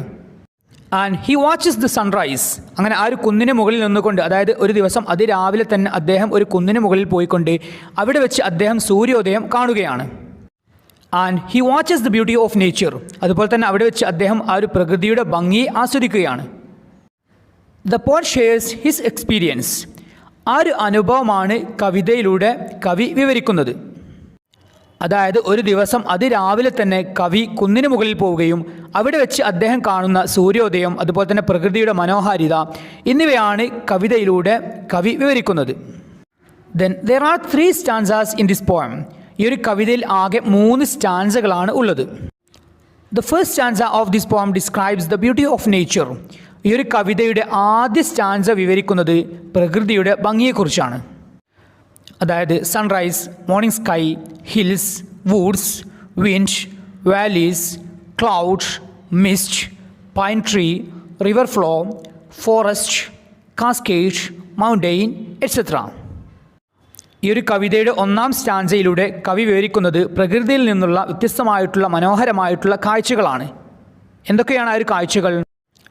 സൺറൈസ്, സൂര്യോദയം, മോർണിംഗ് സ്കൈ, പ്രഭാതത്തിലെ ആകാശം, ഹിൽസ്, കുന്നുകൾ, വുഡ്സ്, കാടുകൾ, വിൻഡ്, കാറ്റ്, വാലി, താഴ്വാരം, ക്ലൗഡ്സ്, മേഘം, മിസ്റ്റ്, മഞ്ഞ്, പൈൻ ട്രീ, പൈൻ മരങ്ങൾ, റിവർ ഫ്ലോ, നദിയുടെ ഒഴുക്ക്, ഫോറസ്റ്റ്, കാട്, കാസ്കേഡ്, വെള്ളച്ചാട്ടം, മൗണ്ടെയിൻ, പർവ്വതങ്ങൾ തുടങ്ങിയ മനോഹരമായിട്ടുള്ള ദൃശ്യങ്ങളാണ് ഈ ഒരു കവിതയുടെ 1ാമത്തെ സ്റ്റാൻസയിലൂടെ കവി വിവരിക്കുന്നത്. Then the second stanza of this poem describes some sounds from the nature. ഈ ഒരു കവിതയുടെ 2ാം സ്റ്റാൻസയിലൂടെ കവിത വിവരിക്കുന്നത് പ്രകൃതിയിൽ നിന്നുള്ള മനോഹരമായിട്ടുള്ള ചില ശബ്ദങ്ങളെയാണ്. Sound of waterfalls, sound of village bell, sound of wild horn etcetera. Sound of waterfalls, വെള്ളച്ചാട്ടത്തിൻ്റെ ശബ്ദം. സൗണ്ട് ഓഫ് വില്ലേജ് ബെൽ, ഗ്രാമത്തിലെ മണിനാദത്തിൻ്റെ ശബ്ദം. സൗണ്ട് ഓഫ് വൈൽഡ് ഹോൺ, മലമുഴക്കി വേയാമ്പലിൻ്റെ ശബ്ദം തുടങ്ങിയ മനോഹരമായിട്ടുള്ള ശബ്ദങ്ങളെക്കുറിച്ചാണ് ഈ ഒരു കവിതയുടെ 2ാമത്തെ സ്റ്റാൻസയിലൂടെ കവി വിവരിക്കുന്നത്. In the third stanza the poet advises us. ഈ ഒരു കവിതയുടെ 3ാമത്തെ സ്റ്റാൻസയിലൂടെ കവി നമ്മെ ഉപദേശിക്കുകയാണ്. എന്താണ് അദ്ദേഹത്തിൻ്റെ ഉപദേശം? The poet says that if we R tired and are troubled with problems and sorrows that we want to forget, and if we want to read a book that will prevent our heart from losing hope and wake up our soul with optimism, we should go to the forest and hills. മറക്കാൻ ആഗ്രഹിക്കുന്ന പ്രശ്നങ്ങളും ദുഃഖങ്ങളും കാരണം നാം തളർന്നു പോയാൽ, അതുപോലെ തന്നെ ശുഭാപ്തി വിശ്വാസത്തോടെ നമ്മുടെ ആത്മാവിനെ ഉണർത്താൻ സാധിക്കുന്ന ഒരു പുസ്തകം നമുക്ക് വളരെ സമാധാനത്തോടു കൂടെ വായിക്കണമെന്നുണ്ടെങ്കിൽ നാം കാടുകളിലേക്കും കുന്നുകളിലേക്കും പോകണമെന്ന് കവി നമ്മോട് പറയുന്നു. അതായത് നമുക്ക് എന്തെങ്കിലും തരത്തിലുള്ള മാനസികമായിട്ടുള്ള എന്തെങ്കിലും പ്രയാസങ്ങളോ ബുദ്ധിമുട്ടുകളോ ഉണ്ടെങ്കിൽ, അതുപോലെ തന്നെ നമുക്ക് നല്ലൊരു പുസ്തകം വളരെ സമാധാന അന്തരീക്ഷത്തിലൂടെ വായിക്കണമെന്നുണ്ടെങ്കിൽ പ്രകൃതിയിലേക്ക് പോകണം എന്ന് കവി നമ്മോട് പറയുന്നു. അങ്ങനെ നാം പ്രകൃതിയിലേക്ക് പോയാലുള്ള ബെനിഫിറ്റ് എന്താണ്? He says nature will relieve and cure all our worries and problems. നമ്മുടെ എല്ലാ ആശങ്കകൾക്കും പ്രശ്നങ്ങൾക്കും ആശ്വാസവും പരിഹാരവും പ്രകൃതി നൽകും എന്ന് കവി പറയുന്നു. Nature will give optimism. നമുക്ക് നല്ലൊരു ശുഭാപ്തി വിശ്വാസം പ്രകൃതി നൽകും. The sweet look of the nature is not dimmed by tears of any kind. ഏത് തരത്തിലുള്ള കണ്ണീരിനും പ്രകൃതിയുടെ മനോഹാരിതയെ കുറക്കാൻ സാധിക്കില്ല. അതായത് പ്രകൃതിയുടെ ഭംഗിയെ ഇല്ലാതാക്കാൻ സാധിക്കില്ല. അപ്പോൾ വളരെ ബ്രീഫായിട്ട് പറയുകയാണെങ്കിൽ ഈ ഒരു 3ാമത്തെ സ്റ്റാൻസയിലൂടെ കവി പറയുന്നത്, people who want to forget their sorrows, sadness or want to read a book, go to the nature. തങ്ങളുടെ സങ്കടങ്ങൾ മറക്കാൻ ആഗ്രഹിക്കുന്ന ആളുകളും അതുപോലെ തന്നെ ഒരു പുസ്തകം വളരെ സമാധാനത്തോടു കൂടെ വായിക്കാൻ ആഗ്രഹിക്കുന്ന ആളുകളും പ്രകൃതിയിലേക്ക് പോകണം എന്നാണ് കവി പറയുന്നത്. Nature will remove all our problems. നമ്മുടെ എല്ലാ പ്രശ്നങ്ങളെയും ഇല്ലാതാക്കാൻ പ്രകൃതിക്ക് സാധിക്കും. Nature has a power to remove all our problems. നമ്മുടെ എല്ലാ പ്രശ്നങ്ങളെയും ഇല്ലാതാക്കാനുള്ള ശക്തി പ്രകൃതിക്കുണ്ട്. So the message of this poem is very clear. ഈ ഒരു കവിതയുടെ സന്ദേശം വളരെ വ്യക്തമാണ്. എന്താണത്? Go to the nature to forget our sorrows and troubles. നമ്മുടെ സങ്കടങ്ങളെയും കഷ്ടപ്പാടുകളെയും മറക്കാൻ പ്രകൃതിയിലേക്ക് പോവുക എന്നതാണ് ഈ ഒരു കവിതയുടെ സന്ദേശം. A glorious sunrise can change life even the gloomiest person with hope and optimism. ശോഭനമായ വളരെ മനോഹരമായിട്ടുള്ള ഒരു സൂര്യോദയത്തിന് ജീവിതത്തിലെ എല്ലാ പ്രതീക്ഷകളും നഷ്ടപ്പെട്ട ഒരു മനുഷ്യന് മുന്നിൽ, ഒരാൾക്ക് മുമ്പിൽ അദ്ദേഹത്തിൻ്റെ ജീവിതത്തിലേക്ക് പ്രതീക്ഷകളും ശുഭാപ്തി വിശ്വാസവും കൊണ്ടുവരാൻ സാധിക്കും. ഓക്കെ പ്രിയപ്പെട്ട വിദ്യാർത്ഥികളെ, ഇത്രയും കാര്യങ്ങളാണ് സൺറൈസ് ഓൺ ദ ഹിൽസ് എന്ന കവിതയിലൂടെ നമുക്ക് മനസ്സിലാകുന്നത്. The poet H.W. Longfellow wants us to return to nature and enjoy its superb sights, melodies, sounds and movements. നമ്മോട് പ്രകൃതിയിലേക്ക് മടങ്ങാനും പ്രകൃതിയിൽ നിന്നുള്ള അതിമനോഹരമായിട്ടുള്ള കാഴ്ചകളും ശബ്ദങ്ങളും അതിൻ്റെ ചലനങ്ങളെയും ആസ്വദിക്കാനാണ് ഈ ഒരു കവിതയിലൂടെ H.W. Longfellow നമ്മോട് നിർദ്ദേശിക്കുന്നത്. ഓക്കെ പ്രിയപ്പെട്ട വിദ്യാർത്ഥികളെ, ഇനി നമുക്ക് ഈ ഒരു യൂണിറ്റിലെ 2ാം ചാപ്റ്ററായ ദ ട്രിപ്പ് ഓഫ് ലേഹോല എന്ന യാത്രാ വിവരണത്തിൻ്റെ വളരെ ചുരുങ്ങിയ രീതിയിലുള്ള സമ്മറി മനസ്സിലാക്കാൻ ശ്രമിക്കാം. ദ ട്രിപ്പ് ഓഫ് ലേഹോല, ലേഹോലയുടെ യാത്ര. The trip of Le Horla is a travelogue written by Guy de Maupassant. Guy de Maupassant എഴുതിയിട്ടുള്ള ഒരു യാത്രാ വിവരണമാണ് the trip of Le Horla. He was a popular French short story writer. അദ്ദേഹം അറിയപ്പെടുന്ന ഒരു French ചെറുകഥാകൃത്താണ്. The trip of Le Horla is about a thrilling balloon journey from Paris to Belgium. പാരീസിൽ നിന്ന് ബെൽജിയത്തിലേക്കുള്ള വളരെ ത്രില്ലിംഗ് ആയിട്ടുള്ള ഒരു ബലൂൺ ജേണിയെക്കുറിച്ചാണ് ദ ട്രിപ്പ് ഓഫ് ലേഹോല എന്ന ഈ ഒരു യാത്രാ വിവരണം പറയുന്നത്. The journey was in a hot air balloon called Le Horla. Le Horla എന്ന് പേരുള്ള ഒരു ഹോട്ട് എയർ ബലൂണിലൂടെയായിരുന്നു ആ ഒരു യാത്ര. അതായത് പാരീസിൽ നിന്ന് ബെൽജിയത്തിലേക്കുള്ള ആ ഒരു യാത്ര ഒരു ഹോട്ട് എയർ ബലൂണിലൂടെയായിരുന്നു. ആ ഒരു ബലൂണിൻ്റെ പേരാണ് ലേഹോല. There were 5 men in the journey. ആ ഒരു യാത്രയിൽ, ആ ഒരു ബലൂൺ യാത്രയിൽ ആകെ 5 ആളുകളായിരുന്നു ഉണ്ടായിരുന്നത്. The author Guy de Maupassant and his 4 friends were the travelers. എഴുത്തുകാരനായിട്ടുള്ള, അതായത് ട്രിപ്പ് ഓഫ് ലേഹോല എന്ന ഈ ഒരു യാത്രാ വിവരണം എഴുതിയിട്ടുള്ള ഗെയ് ഡെ മോപ്പസൻറ്റും അദ്ദേഹത്തിൻ്റെ 4 സുഹൃത്തുക്കളുമായിരുന്നു ആ ഒരു യാത്രയിൽ ഉണ്ടായിരുന്നത്.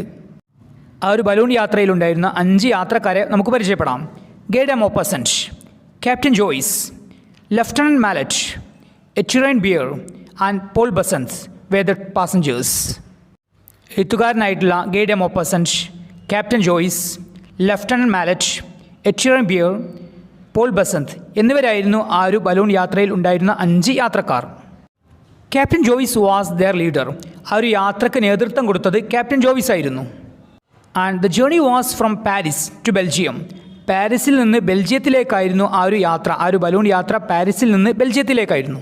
The journey was from evening to the next morning.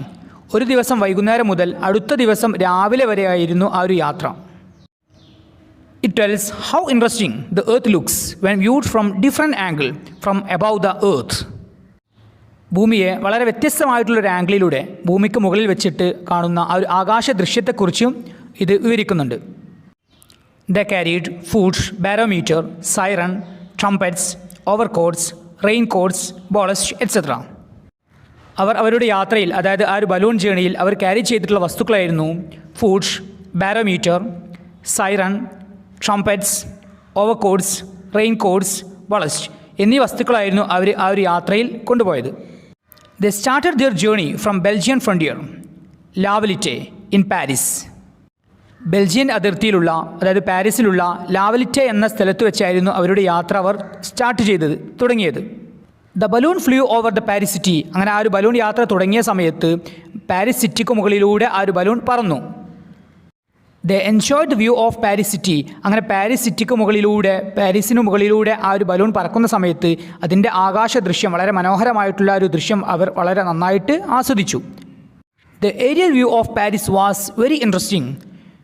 ആ ഒരു ആകാശക്കാഴ്ച, പാരീസ് ടൗണിൻ്റെ ആ ഒരു ആകാശക്കാഴ്ച വളരെ രസകരമായിരുന്നു. The balloon was rising through the air.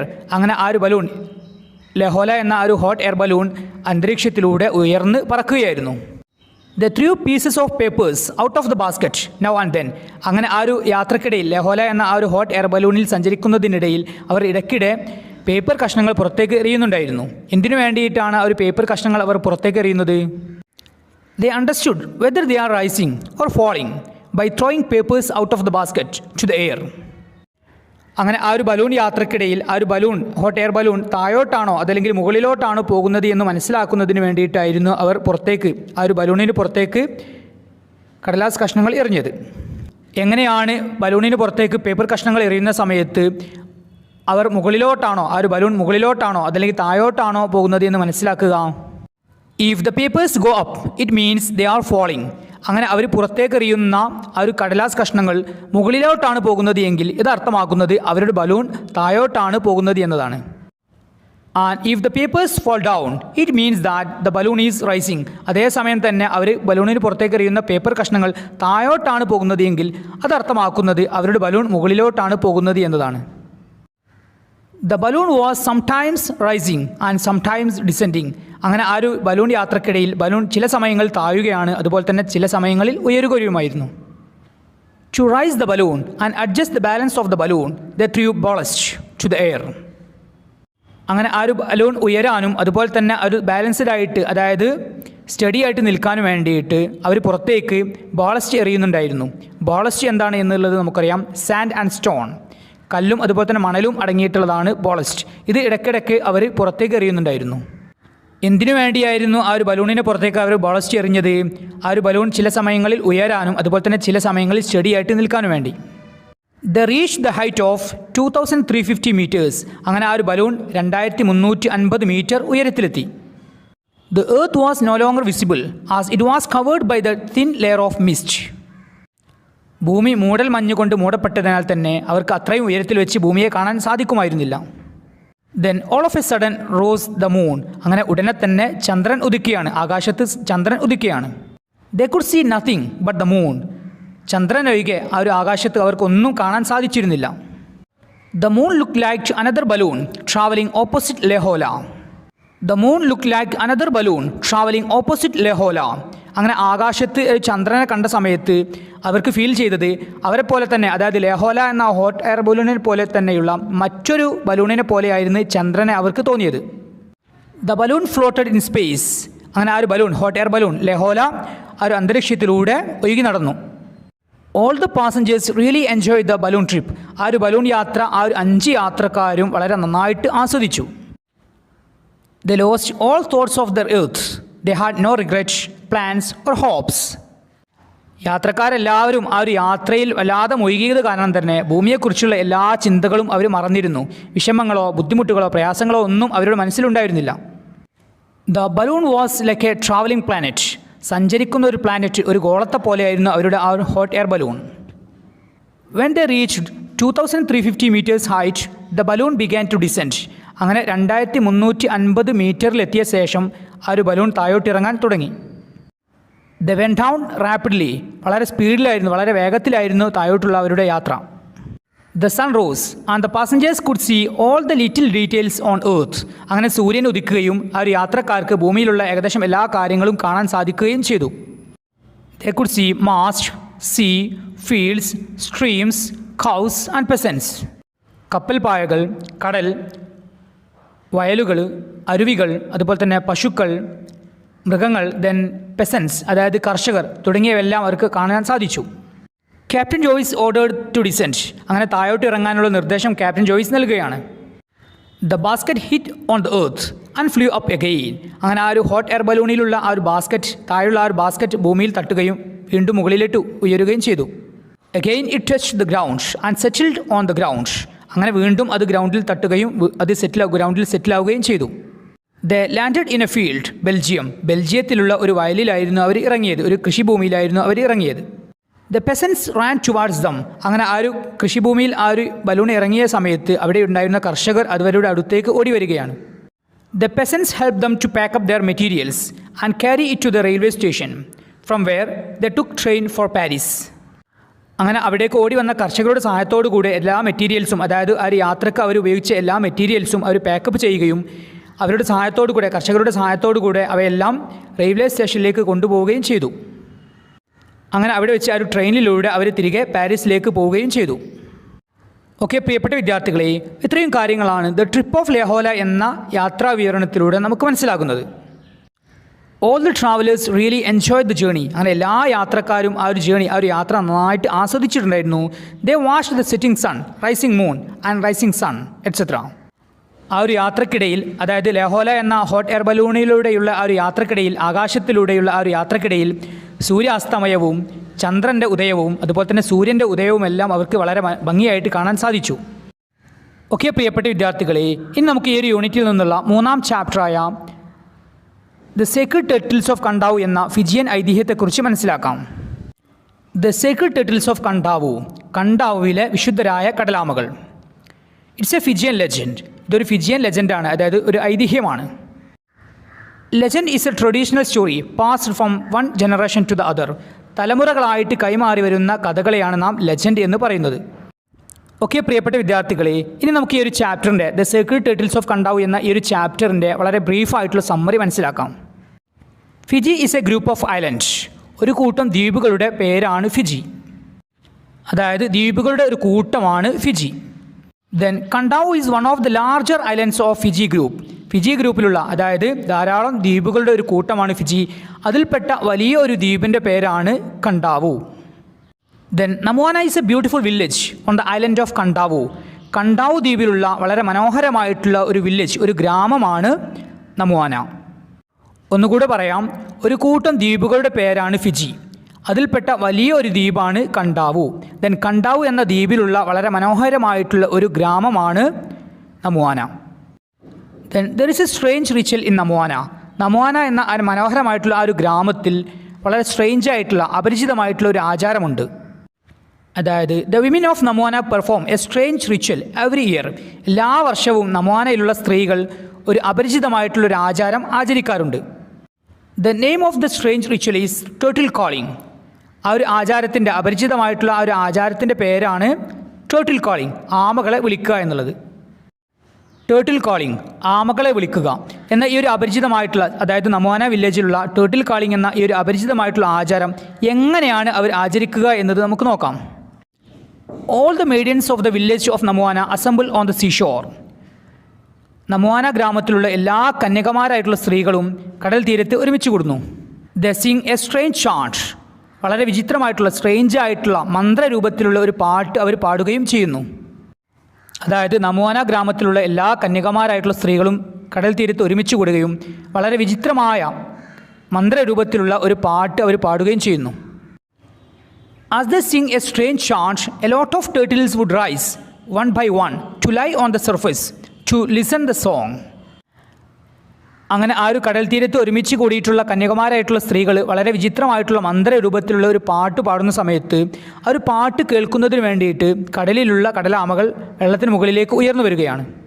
The turtles lie on the surface and listen to the maidens song. അങ്ങനെ ഉയർന്നു വന്ന ആ ഒരു കടലാമകൾ വെള്ളത്തിന് മുകളിൽ കിടക്കുകയും ആ ഒരു കന്യകമാരായിട്ടുള്ള സ്ത്രീകൾ പാടുന്ന ആ ഒരു വിചിത്രമായിട്ടുള്ള പാട്ട് ശ്രദ്ധിക്കുകയും ചെയ്യുന്നു. This is the strange ritual of Namuana. ഇതാണ് നമുവാനയിലെ വിചിത്രമായിട്ടുള്ള ആചാരം, ടേർട്ടിൽ കാളിംഗ് എന്ന ആ ഒരു വിചിത്രമായിട്ടുള്ള ആചാരം. അതായത് ഒരു ദിവസം നമുവാന ഗ്രാമത്തിലുള്ള എല്ലാ കന്യകമാരായിട്ടുള്ള സ്ത്രീകളും വിചിത്രമായിട്ടുള്ളൊരു പാട്ട് കടൽ തീരത്ത് വെച്ച് പാടുകയും അവരെ പാട്ട് കേൾക്കുന്നതിന് വേണ്ടിയിട്ട് കടലിൽ നിന്ന് വലിയ കടലാമകൾ ഉയർന്നു വരികയും ചെയ്യുന്നു. ഇതാണ് ടേർട്ടിൽ കാളിംഗ് എന്ന നമുവാനയിലെ വിചിത്രമായിട്ടുള്ള ആചാരം. And the water in this area is forbidden for fishing of turtles. ഈ ഒരു ഏരിയയിൽ, അതായത് ഈ ഒരു ആചാരം നടക്കുന്ന ഈ ഒരു സ്ഥലത്ത്, ഈ ഒരു കടൽ തീരത്ത് ആമകളെ പിടിക്കുന്നത് നിരോധിച്ചിട്ടുണ്ട്. Then there is an interesting side line to this performance. അവർ നടത്തുന്ന ഈ ഒരു ടേർട്ടിൽ കാളിംഗ് എന്ന ആമകളെ വിളിക്കുക എന്ന ഒരു ആചാരത്തിൻ്റെ കൂടെ തന്നെ വളരെ രസകരമായിട്ടുള്ളൊരു സംഭവം കൂടെയുണ്ട്. അതെന്താണെന്ന് നോക്കാം. If any member of the neighbouring village Nabukelevu is present during the ritual, then the turtles will not rise to the surface of the water. Hence the turtle calling will have to be abandoned. ഈ ഒരു ആചാരം നടക്കുന്ന സമയത്ത്, അതായത് turtle calling, ആമകളെ വിളിക്കുക എന്നുള്ള ഈ ഒരു ആചാരം നടക്കുന്ന സമയത്ത് അവരുടെ അടുത്ത ഗ്രാമമായിട്ടുള്ള നബുക്കലേവിൽ നിന്നുള്ള ആരെങ്കിലും ഇവിടെ പ്രസൻ്റ് ആണെങ്കിൽ, അവിടെ ഉണ്ട് എങ്കിൽ ആ ഒരു സമയത്ത് കടലാമകൾ ഉയർന്നു വരില്ല. അതുകൊണ്ട് തന്നെ ടേർട്ടിൽ കാളിംഗ് എന്ന ഒരു ആചാരം അവർ നിർത്തിവെക്കുകയും ചെയ്യും. Then there is a strange story behind this strange ritual. ഈ ഒരു വിചിത്രമായിട്ടുള്ള ആചാരത്തിന് പിന്നിലും അതുപോലെ തന്നെ ഈ ഒരു സംഭവത്തിന്, അതായത് അവരുടെ അടുത്ത ഗ്രാമമായിട്ടുള്ള നബുക്കലയിൽ നിന്നുള്ള ആളുകൾ ഇവിടെ പ്രസൻ്റ് ആകുന്ന സമയത്ത് ആമകൾ ഉയർന്നു വരാതിരിക്കാനുള്ള കാരണമായിട്ടും അതിന് പിന്നിൽ ഒരു കഥയുണ്ട്. അതായത് ഏതൊരു വിചിത്രമായിട്ടുള്ള ആചാരത്തിന് പിന്നിലും ഒരു കഥയുണ്ടാകാറുണ്ട്. അതുപോലെ തന്നെ ടേർട്ടിൽ കാളിംഗ്, ആമകളെ വിളിക്കുക എന്നുള്ള ഈ ഒരു വിചിത്രമായിട്ടുള്ള ആചാരത്തിന് പിന്നിലും ഒരു കഥയുണ്ട്. The turtle calling is based on that ancient legend. ആ ഒരു പുരാതനമായിട്ടുള്ള ഐതിഹ്യത്തിൻ്റെ അടിസ്ഥാനത്തിലാണ് ടേർട്ടിൽ കാളിംഗ് എന്ന ഈ ഒരു അപരിചിതമായിട്ടുള്ള ആചാരം അവർ ആചരിക്കുന്നത്. ടേർട്ടിൽ കാളിംഗ് എന്ന അപരിചിതമായിട്ടുള്ള ഈ ഒരു ആചാരത്തിന് പിന്നിലെ കഥ എന്താണ് എന്ന് നോക്കാം. Long ago there lived a princess named Tinaicoboga. Tinaicoboga എന്ന പേരുള്ള ഒരു രാജകുമാരി അവിടെ ഉണ്ടായിരുന്നു. Tinaicoboga had a beautiful daughter Raudalice. ടിനൈ കൊബോഗക്ക് റൊഡാലിസ് എന്ന പേരുള്ള ഒരു മകളുണ്ടായിരുന്നു. Tinaicoboga and her daughter Raudalice had a hobby. ആ ഒരു ഗ്രാമത്തിലെ രാജകുമാരിയായ ടിനൈ കൊബോഗക്കും അവരുടെ മകളായിട്ടുള്ള റൊഡാലിസിനും ഒരു ഹോബി ഉണ്ടായിരുന്നു. എന്തായിരുന്നു അവരുടെ hobby? Their hobby was fishing. മീൻ പിടിക്കുക എന്നുള്ളതായിരുന്നു അവരുടെ ഹോബി. അതായത് they use to go for fishing on the reefs. കടലിലുള്ള പാറക്കെട്ടിന് മുകളിലൂടെ അവർ മീൻ പിടിക്കാൻ പോകാറുണ്ടായിരുന്നു. അങ്ങനെ one day they went for fishing further than usual. അങ്ങനെ ഒരു ദിവസം അവർ മീൻ പിടിക്കാൻ പോവുകയാണ്. സാധാരണ പോകാറുള്ളതിനേക്കാൾ ദൂരത്തേക്കായിരുന്നു അന്ന് അവർ മീൻ പിടിക്കാൻ പോയത്. While they were fishing some cruel fishermen from the neighbouring village Nabukelevu came over there in a canoe. അങ്ങനെ ഈ രണ്ട് സ്ത്രീകളും, അതായത് നമുവാനയിലെ രാജകുമാരിയായിട്ടുള്ള ടിനൈ കൊബോഗയും അവരുടെ മകളായിട്ടുള്ള റൊഡാലിസും മീൻ പിടിക്കാൻ പോയ സമയത്ത് അവരുടെ അടുത്ത ഗ്രാമമായിട്ടുള്ള നബുക്കലേവിൽ നിന്നുള്ള വളരെ ക്രൂരന്മാരായിട്ടുള്ള മീൻപിടുത്തക്കാർ അവരുടെ ചെങ്ങാടത്തിൽ അവിടെ വരികയാണ്. They saw the princess and her daughter. അങ്ങനെ നബുക്കലേവിൽ നിന്നുള്ള ക്രൂരന്മാരായിട്ടുള്ള ഒരു മീൻപിടുത്തക്കാർ രാജകുമാരിയെയും രാജകുമാരിയുടെ മകളെയും കാണുന്നു. The cruel fisherman from Nabukelevu seize the two women, bound their hands and feet and threw them to their canoe. അങ്ങനെ നബുക്കലേവിൽ നിന്നുള്ള ആ ഒരു ക്രൂരന്മാരായിട്ടുള്ള മീൻപിടുത്തക്കാർ രാജകുമാരിയെയും രാജകുമാരിയുടെ മകളെയും, അതായത് ടിനൈ കൊബോഗയെയും റൊഡാലിസിനെയും പിടിക്കുകയും അവരുടെ കൈകാലുകൾ കെട്ടുകയും അവരുടെ ബോട്ടിലേക്ക് ഇവരെ എറിയുകയും ചെയ്യുന്നു. Then the cruel fisherman began their journey to their village. അങ്ങനെ ഈ രണ്ട് സ്ത്രീകളെയും കൊണ്ട്, ടിനൈ കൊബോഗയെയും റൊഡാലിസിനെയും കൊണ്ട് നബുക്കലേവിൽ നിന്നുള്ള ക്രൂരന്മാരായിട്ടുള്ള ഫിഷർമാൻ മീൻപിടുത്തക്കാർ അവരുടെ നാട്ടിലേക്ക് പോകുന്നു. The two women cried to save their life. അവരുടെ ജീവൻ രക്ഷിക്കാൻ വേണ്ടി രണ്ട് സ്ത്രീകളും ആ രാജകുമാരിയും രാജകുമാരിയുടെ മകളും കരയുന്നു. But the cruel fisherman didn't listen there request. എന്നാൽ ക്രൂരന്മാരായിട്ടുള്ള നബുക്കലേവിൽ നിന്നുള്ള ആ ഒരു ക്രൂരന്മാരായിട്ടുള്ള മീൻപിടുത്തക്കാർ അതൊന്നും ശ്രദ്ധിച്ചില്ല. Then the two women prayed to the gods to save their life. അങ്ങനെ രക്ഷപ്പെടാൻ ഒരു വഴിയുമില്ല എന്ന് മനസ്സിലാക്കിയ സമയത്ത് ഈ രണ്ട് സ്ത്രീകളും ടിനൈ കൊബോഗയും റൊഡാലിസിനും ദൈവത്തോട് പ്രാർത്ഥിക്കുന്നു. The gods of the sea were kind. കടലിലെ ദൈവങ്ങൾ ദയുള്ളവരായിരുന്നു. They answer to the prayers of the two women. ഈ രണ്ട് സ്ത്രീകളുടെയും പ്രാർത്ഥനകൾക്ക് കടലിലെ ദൈവങ്ങൾ ഉത്തരം നൽകുന്നു. എന്താണ് കടലിലെ ദൈവങ്ങൾ ഇവരെ രക്ഷിക്കുന്നതിന് വേണ്ടിയിട്ട് ചെയ്യുന്നത്? They made a storm at sea. അവർ കടലിൽ വലിയ കൊടുങ്കാറ്റുണ്ടാക്കുന്നു. A great storm arose and the canoe was tossed about by huge waves which almost drowned it. അങ്ങനെ കടലിൽ വലിയ കൊടുങ്കാറ്റുണ്ടാവുകയും അതിൻ്റെ ഫലമായിട്ട് ഒരു നബുക്കലേവിൽ നിന്നുള്ള ഫിഷർമാൻ, അതായത് നബുക്കലേവിൽ നിന്നുള്ള ക്രൂരന്മാരായിട്ടുള്ള ആ ഒരു മീൻപിടുത്തക്കാരുടെ ചെങ്ങാടം വെള്ളത്തിൽ മുങ്ങാനും അവരുടെ ചെങ്ങാടത്തിൽ വെള്ളം നിറയാനും തുടങ്ങി. അതായത് the fisherman's canoe began to sink. ആ ഒരു മീൻപിടുത്തക്കാരുടെ ചെങ്ങാടം ആ ഒരു കടലിൽ മുങ്ങാൻ തുടങ്ങി. The gods change the helpless women in to turtles. അങ്ങനെ ആ ഒരു ചെങ്ങാടത്തിലുണ്ടായിരുന്ന നിസ്സഹായരായ രണ്ട് സ്ത്രീകളെയും ടിനൈ കൊബോഗയെയും റൊഡാലിസിനെയും ദൈവങ്ങൾ അവരുടെ രൂപം മാറ്റി ആമകളുടെ രൂപത്തിലേക്ക് മാറ്റി. The fishermen were surprised to see that the two women had turned in to turtles. ഈ രണ്ട് സ്ത്രീകളെയും, അതായത് ടിനൈ കൊബോഗയും റൊഡാലിസും കടലാമകളായി മാറിയത് കണ്ട നബുക്കലേവിൽ നിന്നുള്ള ക്രൂരന്മാരായിട്ടുള്ള ആ ഒരു മീൻപിടുത്തക്കാർ അമ്പരന്നു. To save their lives the fishermen threw the turtles in to the sea. അങ്ങനെ നബുക്കലേവിൽ നിന്നുള്ള ക്രൂരന്മാരായിട്ടുള്ള ആ ഒരു ഫിഷർമാൻ, ആ ഒരു മീൻപിടുത്തക്കാർ അവരുടെ ജീവൻ രക്ഷിക്കുന്നതിന് വേണ്ടിയിട്ട് കടലാമകളായി മാറിയ രണ്ട് സ്ത്രീകളെയും കടലിലേക്ക് എറിഞ്ഞു. Immediately the weather became calm. അങ്ങനെ ഉടനെ തന്നെ കടലിലെ കാലാവസ്ഥ ശാന്തമായി. The Nabukelevu fisherman continued their journey to their village. അങ്ങനെ കാലാവസ്ഥ ശാന്തമായ സമയത്ത് നബുക്കലേവിൽ നിന്നുള്ള ഫിഷർമാൻ, ആ ഒരു മീൻപിടുത്തക്കാർ അവരുടെ ഗ്രാമത്തിലേക്ക് പോവുകയും ചെയ്തു. The two women from Namuana who had been changed in to turtles lived at sea. എന്നാൽ കടലാമകളായി മാറിയ നബുക്കലേവിൽ നിന്നുള്ള രണ്ട് സ്ത്രീകൾ, അതായത് ടിനൈ കൊബോഗയും റൊഡാലിസും അവർ കടലിൽ ജീവിക്കുകയും ചെയ്തു. The people of Namuana village believe that the turtles rise from the sea when the village women sing the chant are the descendants of the two women. Namuana ഗ്രാമത്തിലുള്ള ആളുകൾ വിശ്വസിക്കുന്നത് നമോനയിലുള്ള സ്ത്രീകൾ പാട്ട് പാടുന്ന സമയത്ത് കടലിൽ നിന്ന് ഉയർന്നു വരുന്ന കടലാമകൾ ഈ രണ്ട് സ്ത്രീകളുടെയും, അതായത് ടിനേ കൊബോഗയുടെയും റൊഡാലിസിൻ്റെയും പിൻഗാമികളാണ് എന്നാണ് അവർ വിശ്വസിക്കുന്നത്. This is a story behind the strange ritual. ഇതാണ് ഇവിടെ മുകളിൽ വിശദീകരിച്ച ഈ ഒരു കഥയാണ് ടേർട്ടിൽ കാളിംഗ് എന്ന അപരിചിതമായിട്ടുള്ള ആചാരത്തിന് പിന്നിലുള്ള കഥ. Now if any member of Nabukelevu village is present there at the time of the turtle calling, the turtle will not rise from the sea. ഈ ഒരു ആചാരം നടക്കുന്ന സമയത്ത്, അതായത് ടേർട്ടിൽ കാളിംഗ് എന്ന ഈ ഒരു ആചാരം നമോന ഗ്രാമത്തിൽ നടക്കുന്ന സമയത്ത് ആ ഒരു സ്ഥലത്ത് നബുക്കലയിൽ നിന്നുള്ള ആരെങ്കിലും ഉണ്ട് എങ്കിൽ കടലാമകൾ ഉയർന്നു വരാറില്ല. ഓക്കെ പ്രിയപ്പെട്ട വിദ്യാർത്ഥികളെ, ഇത്രയും കാര്യങ്ങളാണ് ദ സേക്രഡ് ടേർട്ടിൽസ് ഓഫ് കണ്ടാവ് എന്ന ചാപ്റ്ററിലൂടെ നമുക്ക് മനസ്സിലാകുന്നത്. This unit deals with the disasters and disaster management. ദുരന്തങ്ങളും ദുരന്ത നിവാരണവുമായി ബന്ധപ്പെട്ട കാര്യങ്ങളാണ് ഈ ഒരു യൂണിറ്റിലൂടെ ഡിസ്കസ് ചെയ്യുന്നത്. ദുരന്തങ്ങളും ദുരന്ത നിവാരണവുമായി ബന്ധപ്പെട്ട് 3 ചാപ്റ്ററുകളാണ് ഈ ഒരു യൂണിറ്റിൽ നമുക്ക് പഠിക്കാനായിട്ടുള്ളത്.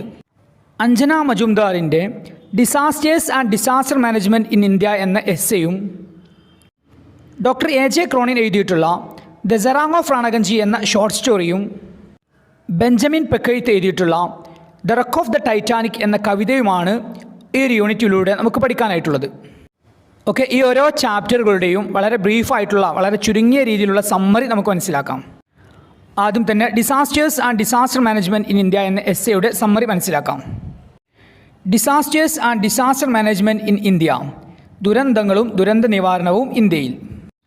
It's an essay written by Anjana Majumdar. Anjana Majumdar എഴുതിയിട്ടുള്ള എസ്സേയാണ് disasters and disaster management in India. It describes various aspects of disasters. ദുരന്തങ്ങളുടെ വിവിധ വശങ്ങളാണ് ഈ ഒരു എസ്സേയിലൂടെ വിശദീകരിക്കുന്നത്. ഈ ഒരു ചാപ്റ്ററിലൂടെ വിശദീകരിക്കുന്ന കാര്യങ്ങളാണ് disasters in the global context, ആഗോള പശ്ചാത്തലത്തിലുള്ള ദുരന്തങ്ങൾ. Then disasters in the Indian context, Indian സാഹചര്യത്തിലുള്ള ദുരന്തങ്ങൾ. Then the regions affected by disasters, ദുരന്തങ്ങൾ ബാധിക്കുന്ന പ്രദേശങ്ങൾ. Then the major disasters happened in the world and in the country, ലോകത്തും അതുപോലെ തന്നെ നമ്മുടെ രാജ്യത്തും സംഭവിച്ചിട്ടുള്ള വ്യത്യസ്തമായ ദുരന്തങ്ങൾ. ദെൻ ഇമ്പാക്ട്സ് ഓഫ് ഡിസാസ്റ്റേഴ്സ്, ദുരന്തങ്ങളുടെ ആഘാതങ്ങൾ. Then management of disasters in India, ഇന്ത്യയിലെ ദുരന്ത നിവാരണം. ഇത്രയും കാര്യങ്ങളാണ് the disasters and disaster management in India എന്ന എസ്സേയിലൂടെ ഡിസ്കസ് ചെയ്യുന്നത്. ഓക്കെ, ഇനി നമുക്ക് ഈ ഒരു ചാപ്റ്ററിൻ്റെ സമ്മറി മനസ്സിലാക്കാം. Disaster is an unexpected tragedy, അപ്രതീക്ഷിതമായിട്ട് സംഭവിക്കുന്ന ഒരു ട്രാജഡി, ഒരു ദുരന്തമാണ് ഡിസാസ്റ്റർ.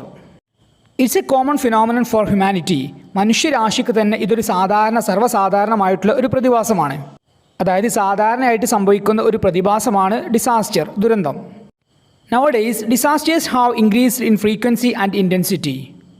ഇക്കാലത്ത് ദുരന്തങ്ങളുടെ തീവ്രതയും ആവർത്തനവും വർദ്ധിച്ചിട്ടുണ്ട്. Some of the common disasters are flood, cyclone, earthquake, landslide, drought, forest fire, accident, plane crashes, storm, war, riot, etc. സാധാരണയായിട്ട് സംഭവിക്കുന്ന ചില ദുരന്തങ്ങളാണ് ഫ്ലഡ്, വെള്ളപ്പൊക്കം, സൈക്ലോൺ, ചുഴലിക്കാറ്റ്, earth ഭൂമികുലുക്കം, landslide,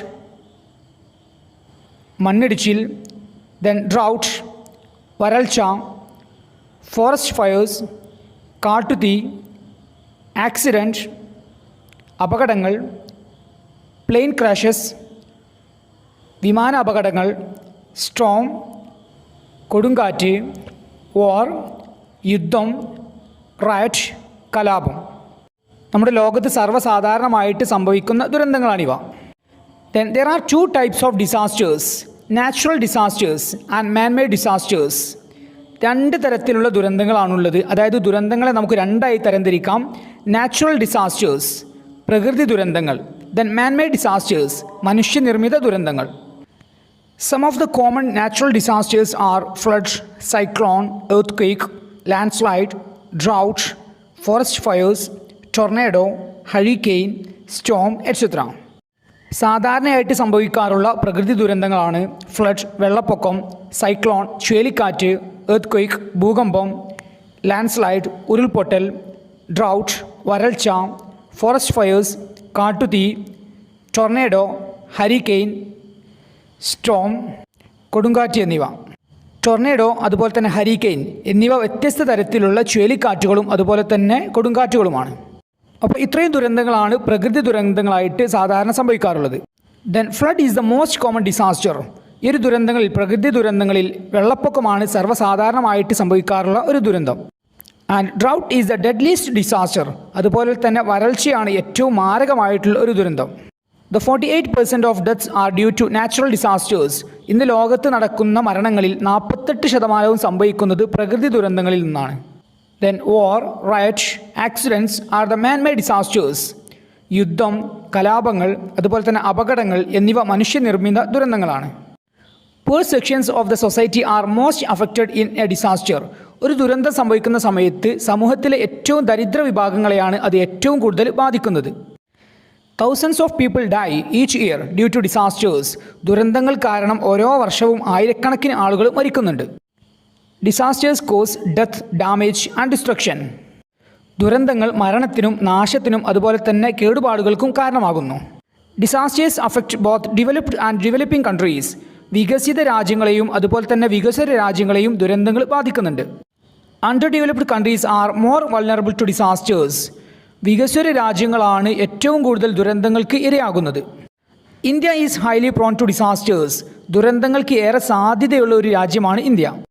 the main reasons are its geographical location and geological formation, long coast line, snow clad peaks, high mountain ranges, perennial rivers, over population et cetera.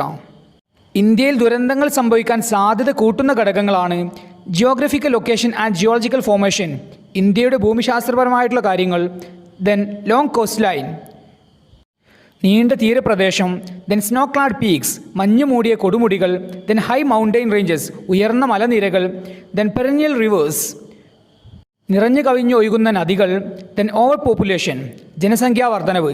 ഇത്രയും കാരണങ്ങൾ കൊണ്ട് തന്നെ ഇന്ത്യയിൽ ദുരന്തങ്ങൾ സംഭവിക്കാൻ ഏറെ സാധ്യതയുണ്ട്. Over population causes the exploitation of resources and it influences the natural disasters a lot. ജനസംഖ്യാധിക്യം അതായത് ജനസംഖ്യാ വർധനവ് വിഭവങ്ങളുടെ ചൂഷണത്തിന് കാരണമാവുകയും അത് പ്രകൃതി ദുരന്തങ്ങളെ വളരെയധികം സ്വാധീനിക്കുകയും ചെയ്യുന്നു. In India major disasters occur in northern region, north eastern region, southern region and western region. ഇന്ത്യയിൽ വടക്കൻ മേഖല, വടക്ക് കിഴക്കൻ മേഖല, തെക്കൻ മേഖല, പടിഞ്ഞാറൻ മേഖല എന്നിവിടങ്ങളിലെല്ലാം വലിയ ദുരന്തങ്ങൾ സംഭവിക്കുന്നുണ്ട്. India suffers from earthquake, landslides, floods, droughts, cyclone, wind erosion, sea erosion et cetera.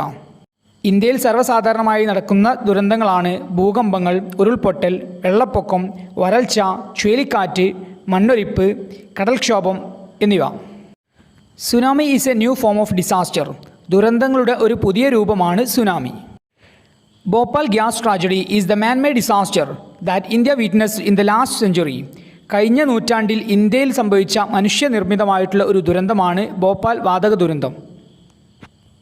The impacts of disasters are death, damage and destruction. ദുരന്തങ്ങളുടെ ആഘാതങ്ങളാണ് മരണം, നാശനഷ്ടങ്ങൾ, കേടുപാടുകൾ എന്നിവ. Disasters affect the life support system of that place.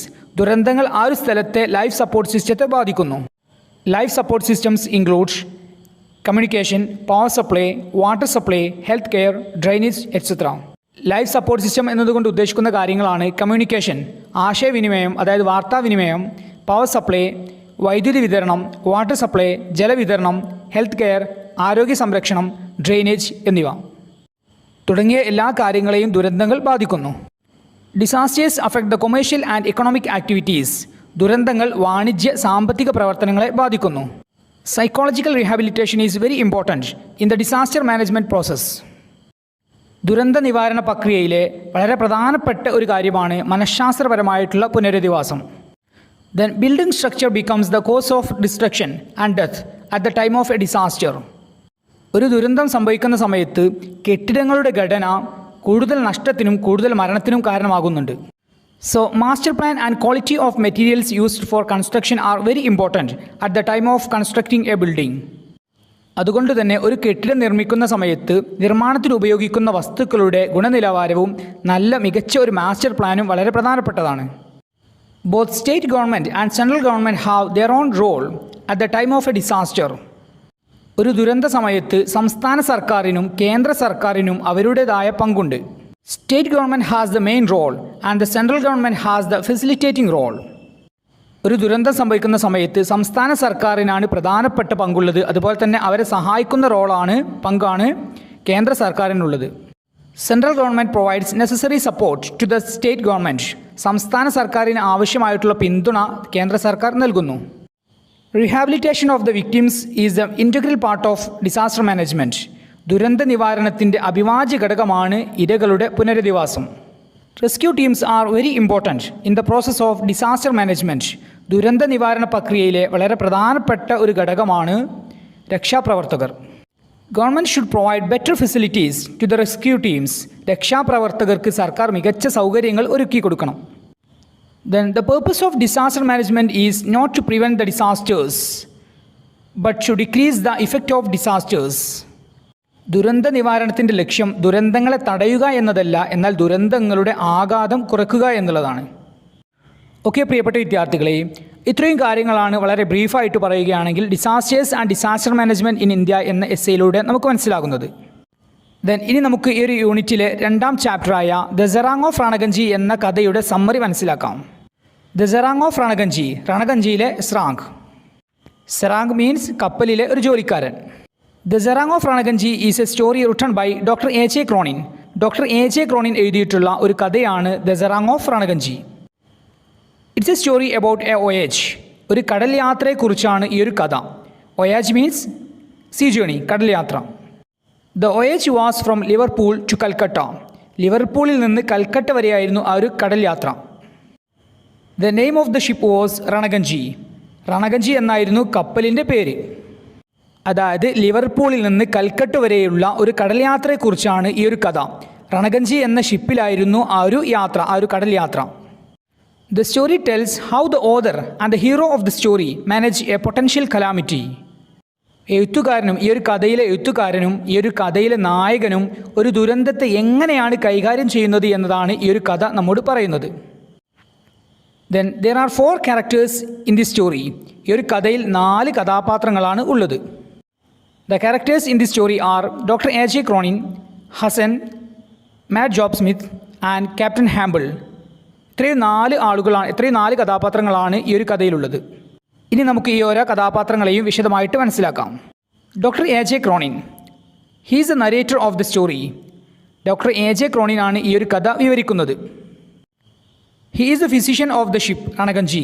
Ranaganji എന്ന കപ്പലിലെ physician, അതായത് ഡോക്ടറാണ് അദ്ദേഹം.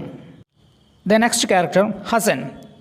Hasan is the main character in the story. ഈ ഒരു കഥയിലെ പ്രധാന കഥാപാത്രമാണ് ഹസൻ, അതായത് he is the hero of the story. ഈ ഒരു കഥയിലെ നായകനാണ് അദ്ദേഹം, Hasan. He was a serang of the ship Ranaganji. Ranaganji എന്ന കപ്പലിലെ സ്രാങ് ആണ് അദ്ദേഹം, അതായത് കപ്പലിലെ ഒരു ജോലിക്കാരനാണ് Hasan. He was an Indian serang. ഇന്ത്യക്കാരനായ കപ്പലിലെ ഒരു ജോലിക്കാരനായിരുന്നു അദ്ദേഹം. He was an ugly man. വിരൂപനായിട്ടുള്ള ഒരു മനുഷ്യനായിരുന്നു Hasan. He was a squat ugly native seaman with short legs and large disproportionate head. ഉയരം കുറഞ്ഞ് തടിച്ച ഒരു വിരൂപനായിരുന്നു അദ്ദേഹം. ചെറിയ കാലുകളും അതേസമയം തന്നെ വലിയ തലയുമായിരുന്നു അദ്ദേഹത്തിനുണ്ടായിരുന്നത്. But he was courageous and serviceable and sincere man. എന്നാൽ അദ്ദേഹം ധീരനും സേവനമനസ്കനും ആത്മാർത്ഥതയുള്ളവനുമായിരുന്നു. ഓക്കെ, ഇത്രയും കാര്യങ്ങൾ ഹസനെക്കുറിച്ച് മനസ്സിലാക്കുക. The next character Mat Job Smith. Mat Job Smith was the first class passenger on the Ranaganji.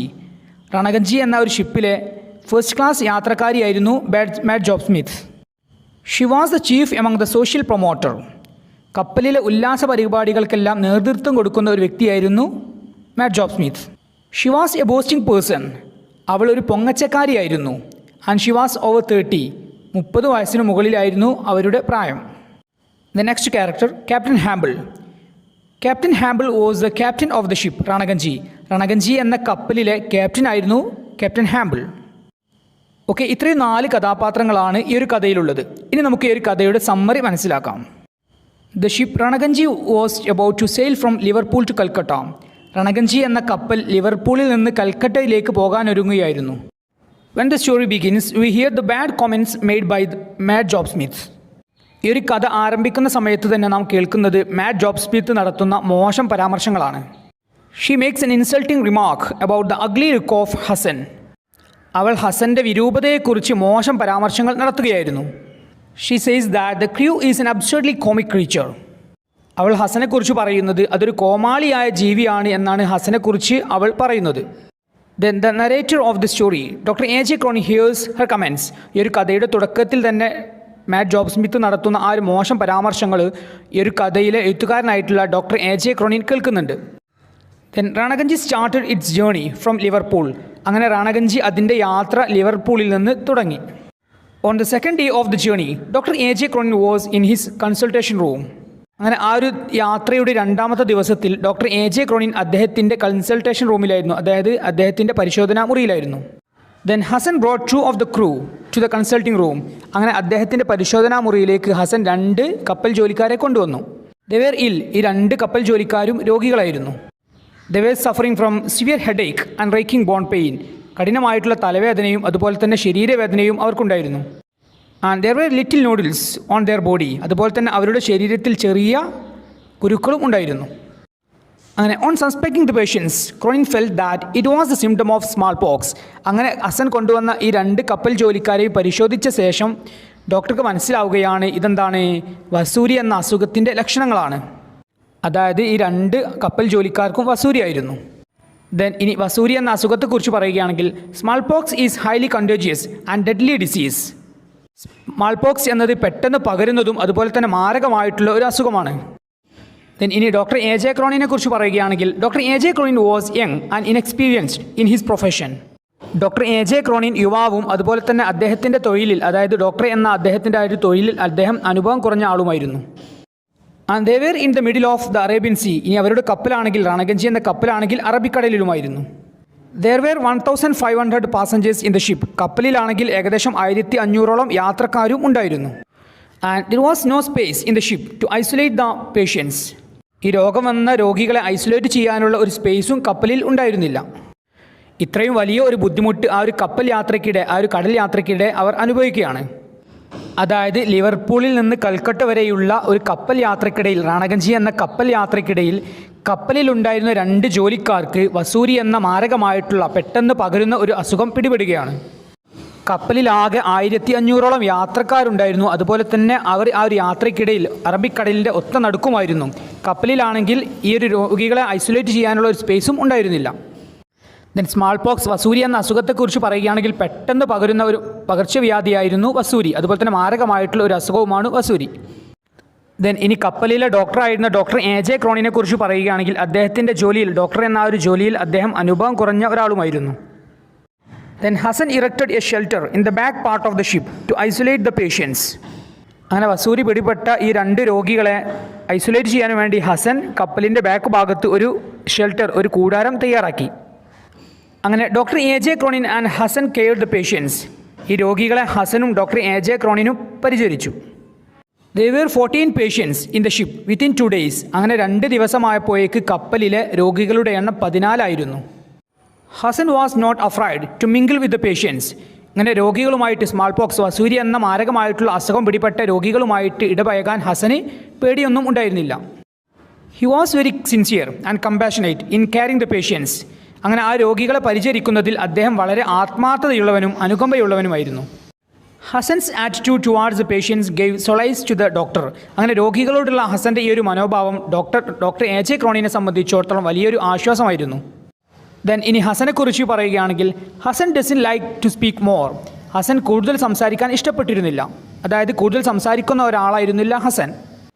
But doctor A J Cronin gathered some information about Hasan. എന്നാൽ ഹസനെക്കുറിച്ചുള്ള ഏതാനും ചില വിവരങ്ങൾ ഡോക്ടർ എ ജെ ക്രോണിൻ ശേഖരിച്ചിരുന്നു. ഹസനെക്കുറിച്ച് ഡോക്ടർ എ ജെ ക്രോണിൻ മനസ്സിലാക്കിയിട്ടുള്ള കാര്യങ്ങളാണ്: Hasan was from Punjab. Hasan പഞ്ചാബിൽ നിന്നുള്ള ആളായിരുന്നു. And he was in different ships for the last 40 years. അവസാന 40 വർഷമായിട്ട്, അദ്ദേഹത്തിൻ്റെ ജീവിതത്തിൽ 40 വർഷമായിട്ട് അദ്ദേഹം വ്യത്യസ്തമായിട്ടുള്ള കപ്പലുകളിൽ ജോലി ചെയ്യുകയായിരുന്നു. He spend 15 years in the Ranaganji. അങ്ങനെ ആ ഒരു 40 വർഷത്തെ കപ്പൽ ജോലിക്കിടയിൽ 15 വർഷത്തോളം റാണഗഞ്ചി എന്ന കപ്പലിലായിരുന്നു Hasan. He doesn't have family or friends. അദ്ദേഹത്തിന് കുടുംബങ്ങളോ കൂട്ടുകാരോ ഉണ്ടായിരുന്നില്ല. And he was not married. അദ്ദേഹം വിവാഹിതനുമായിരുന്നില്ല. And he was a Muslim. അദ്ദേഹം ഒരു മുസ്ലിമായിരുന്നു. He hadn't earned anything in his life. അദ്ദേഹത്തിൻ്റെ ജീവിതത്തിൽ അദ്ദേഹം ഒന്നും നേടിയിട്ടുണ്ടായിരുന്നില്ല. He was a sincere man. അദ്ദേഹം നല്ല ആത്മാർത്ഥതയുള്ള ഒരു മനുഷ്യനായിരുന്നു. He didn't give value for money. അദ്ദേഹം പണത്തിന് ഒരു മൂല്യവും നൽകിയിരുന്നില്ല. And he was happy and satisfied in his life. അദ്ദേഹം അദ്ദേഹത്തിൻ്റെ ജീവിതത്തിൽ സന്തോഷവാനും സംതൃപ്തനുമായിരുന്നു. He had no desire for money and neglected future.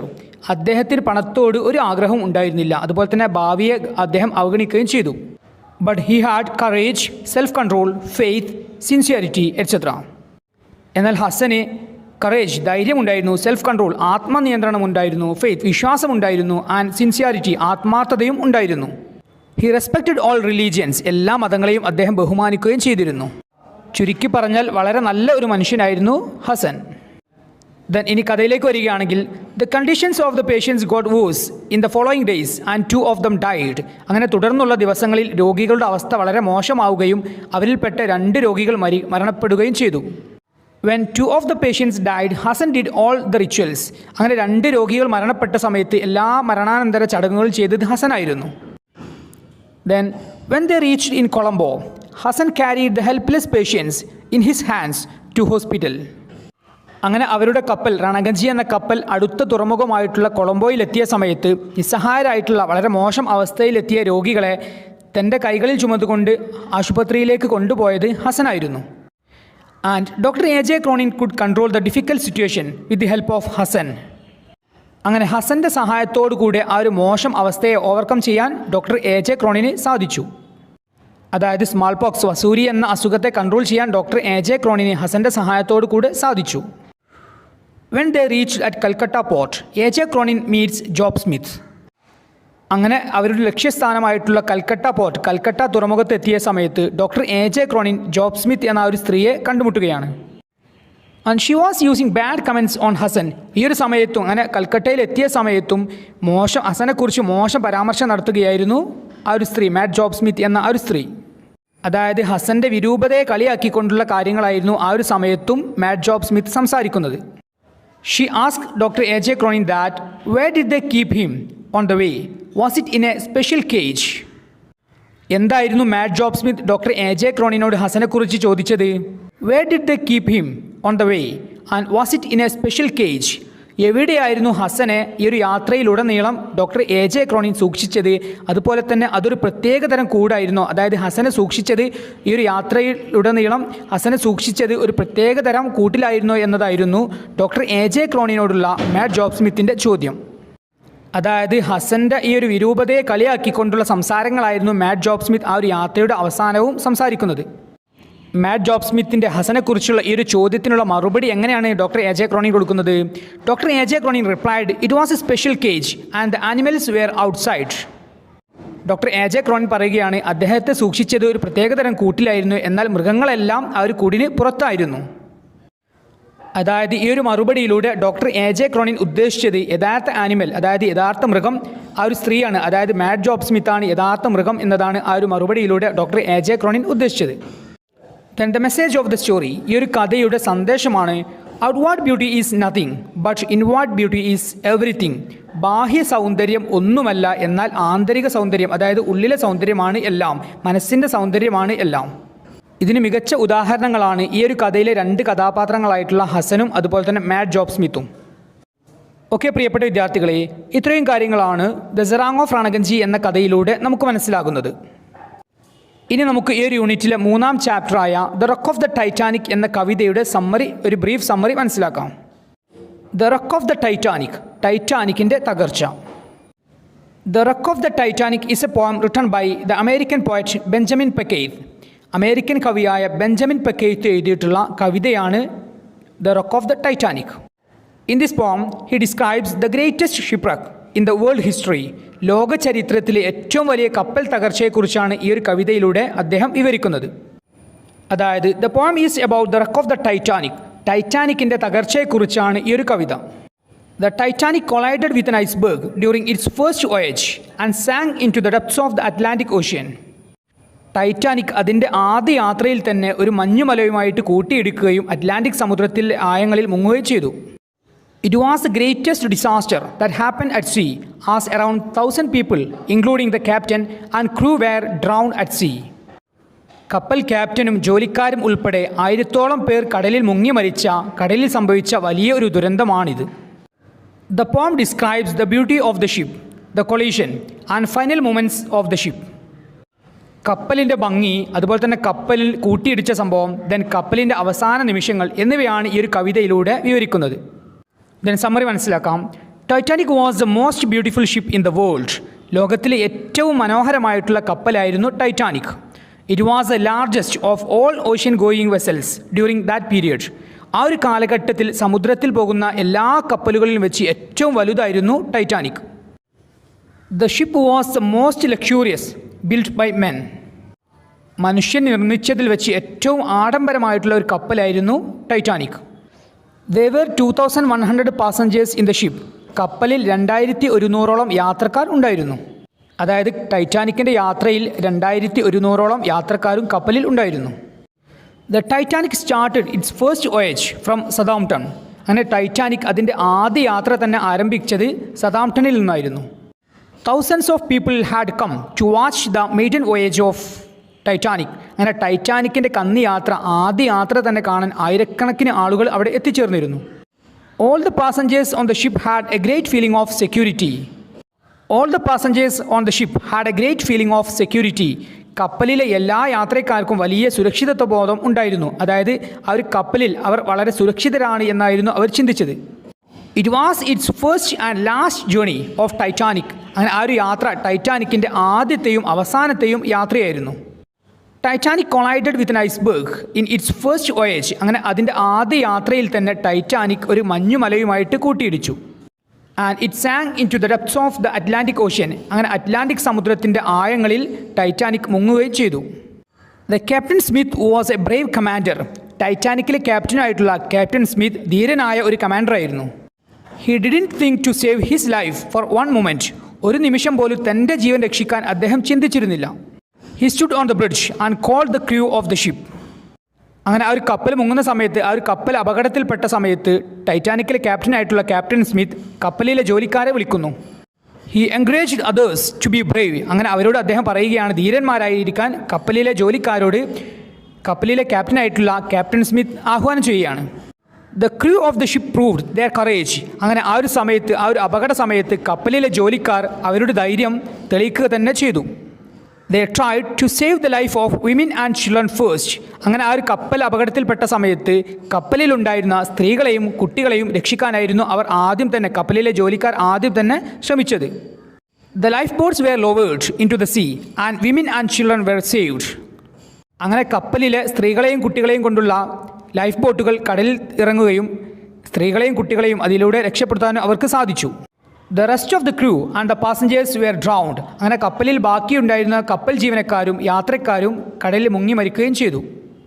The crew had no hope of saving themselves. അങ്ങനെ ആ ഒരു അപകടം നടന്ന സമയത്ത് ജീവനക്കാർക്ക് തങ്ങളുടെ ജീവൻ രക്ഷിക്കാമെന്ന ഒരു പ്രതീക്ഷയും ഉണ്ടായിരുന്നില്ല. The only hope that remained was the hope of eternity. Eternity, അതായത് അനശ്വരത, അത് മാത്രമായിരുന്നു കപ്പലിലെ ജോലിക്കാരുടെ പ്രതീക്ഷ. അതായത് മരണശേഷമുള്ള ഇറ്റേണലായിട്ടുള്ള അനശ്വരമായിട്ടുള്ള ജീവിതമായിരുന്നു പിന്നീട് അവരുടെ പ്രതീക്ഷ.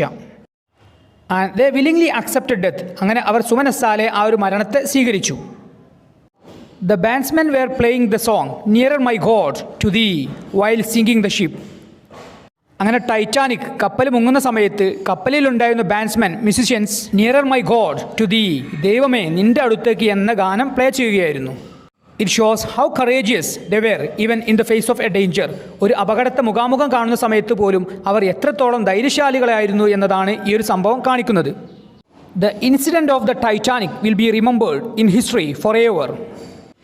ടൈറ്റാനിക്കിൻ്റെ ഈ ഒരു സംഭവം ചരിത്രത്തിൽ എന്നെന്നും ഓർമ്മിക്കപ്പെടും. It will be remembered because of two reasons. രണ്ട് കാരണം കൊണ്ടായിരിക്കും ടൈറ്റാനിക്കിൻ്റെ തകർച്ചയെക്കുറിച്ച് ലോക ചരിത്രത്തിൽ ഓർമ്മിക്കപ്പെടുക. First, for the noble and true courage shown by the crew of the Titanic. ആ ഒരു അപകടം നടക്കുന്ന സമയത്ത് ടൈറ്റാനിക്കിലെ ക്രൂ, അതായത് ടൈറ്റാനിക്കിലെ ജോലിക്കാർ കാണിച്ച ആ ഒരു ധൈര്യത്തിൻ്റെ പേരിലായിരിക്കും ടൈറ്റാനിക്കിൻ്റെ തകർച്ചയെക്കുറിച്ച് ലോകചരിത്രം ഒന്നാമതായിട്ട് ഓർമ്മിക്കപ്പെടുക. Second, it was the greatest maritime tragedy ever occurred in the world history. രണ്ടാമതായിട്ട് ടൈറ്റാനിക്കിൻ്റെ തകർച്ചയെക്കുറിച്ച് ലോക ചരിത്രത്തിൽ ഓർമ്മിക്കപ്പെടുന്നത് ലോക ചരിത്രത്തിൽ തന്നെ ഏറ്റവും വലിയ ഒരു സമുദ്ര ദുരന്തമായിരുന്നു ടൈറ്റാനിക്കിൻ്റേത്. ഇതിൻ്റെ പേരിലായിരിക്കും ലോക ചരിത്രത്തിൽ ടൈറ്റാനിക്കിൻ്റെ തകർച്ചയെക്കുറിച്ച് രണ്ടാമതായിട്ട് ഓർമ്മിക്കപ്പെടുക. ഓക്കെ പ്രിയപ്പെട്ട വിദ്യാർത്ഥികളെ, ഇത്രയും കാര്യങ്ങളാണ് the wreck of the Titanic എന്ന കവിതയിലൂടെ നമുക്ക് മനസ്സിലാകുന്നത്. അപ്പോൾ ഈ ഒരു യൂണിറ്റിലുള്ള പ്രധാനപ്പെട്ട ആശയമാണ് ഡിസാസ്റ്റർ ആൻഡ് ഡിസാസ്റ്റർ മാനേജ്മെൻറ്റ്, ദുരന്തവും ദുരന്ത നിവാരണവും. അതായത് ഒരു ദുരന്തം സംഭവിക്കുന്ന സമയത്ത് എങ്ങനെ അതിനെ കൈകാര്യം ചെയ്യണം എന്നതിനെക്കുറിച്ചാണ് ഈ ഒരു യൂണിറ്റിലെ 3 ചാപ്റ്ററുകളായിട്ടുള്ള disasters and disaster management in India, the serang of Ranaganji, the wreck of the Titanic എന്നീ 3 ചാപ്റ്ററുകളിലൂടെ വിശദീകരിക്കുന്നത്.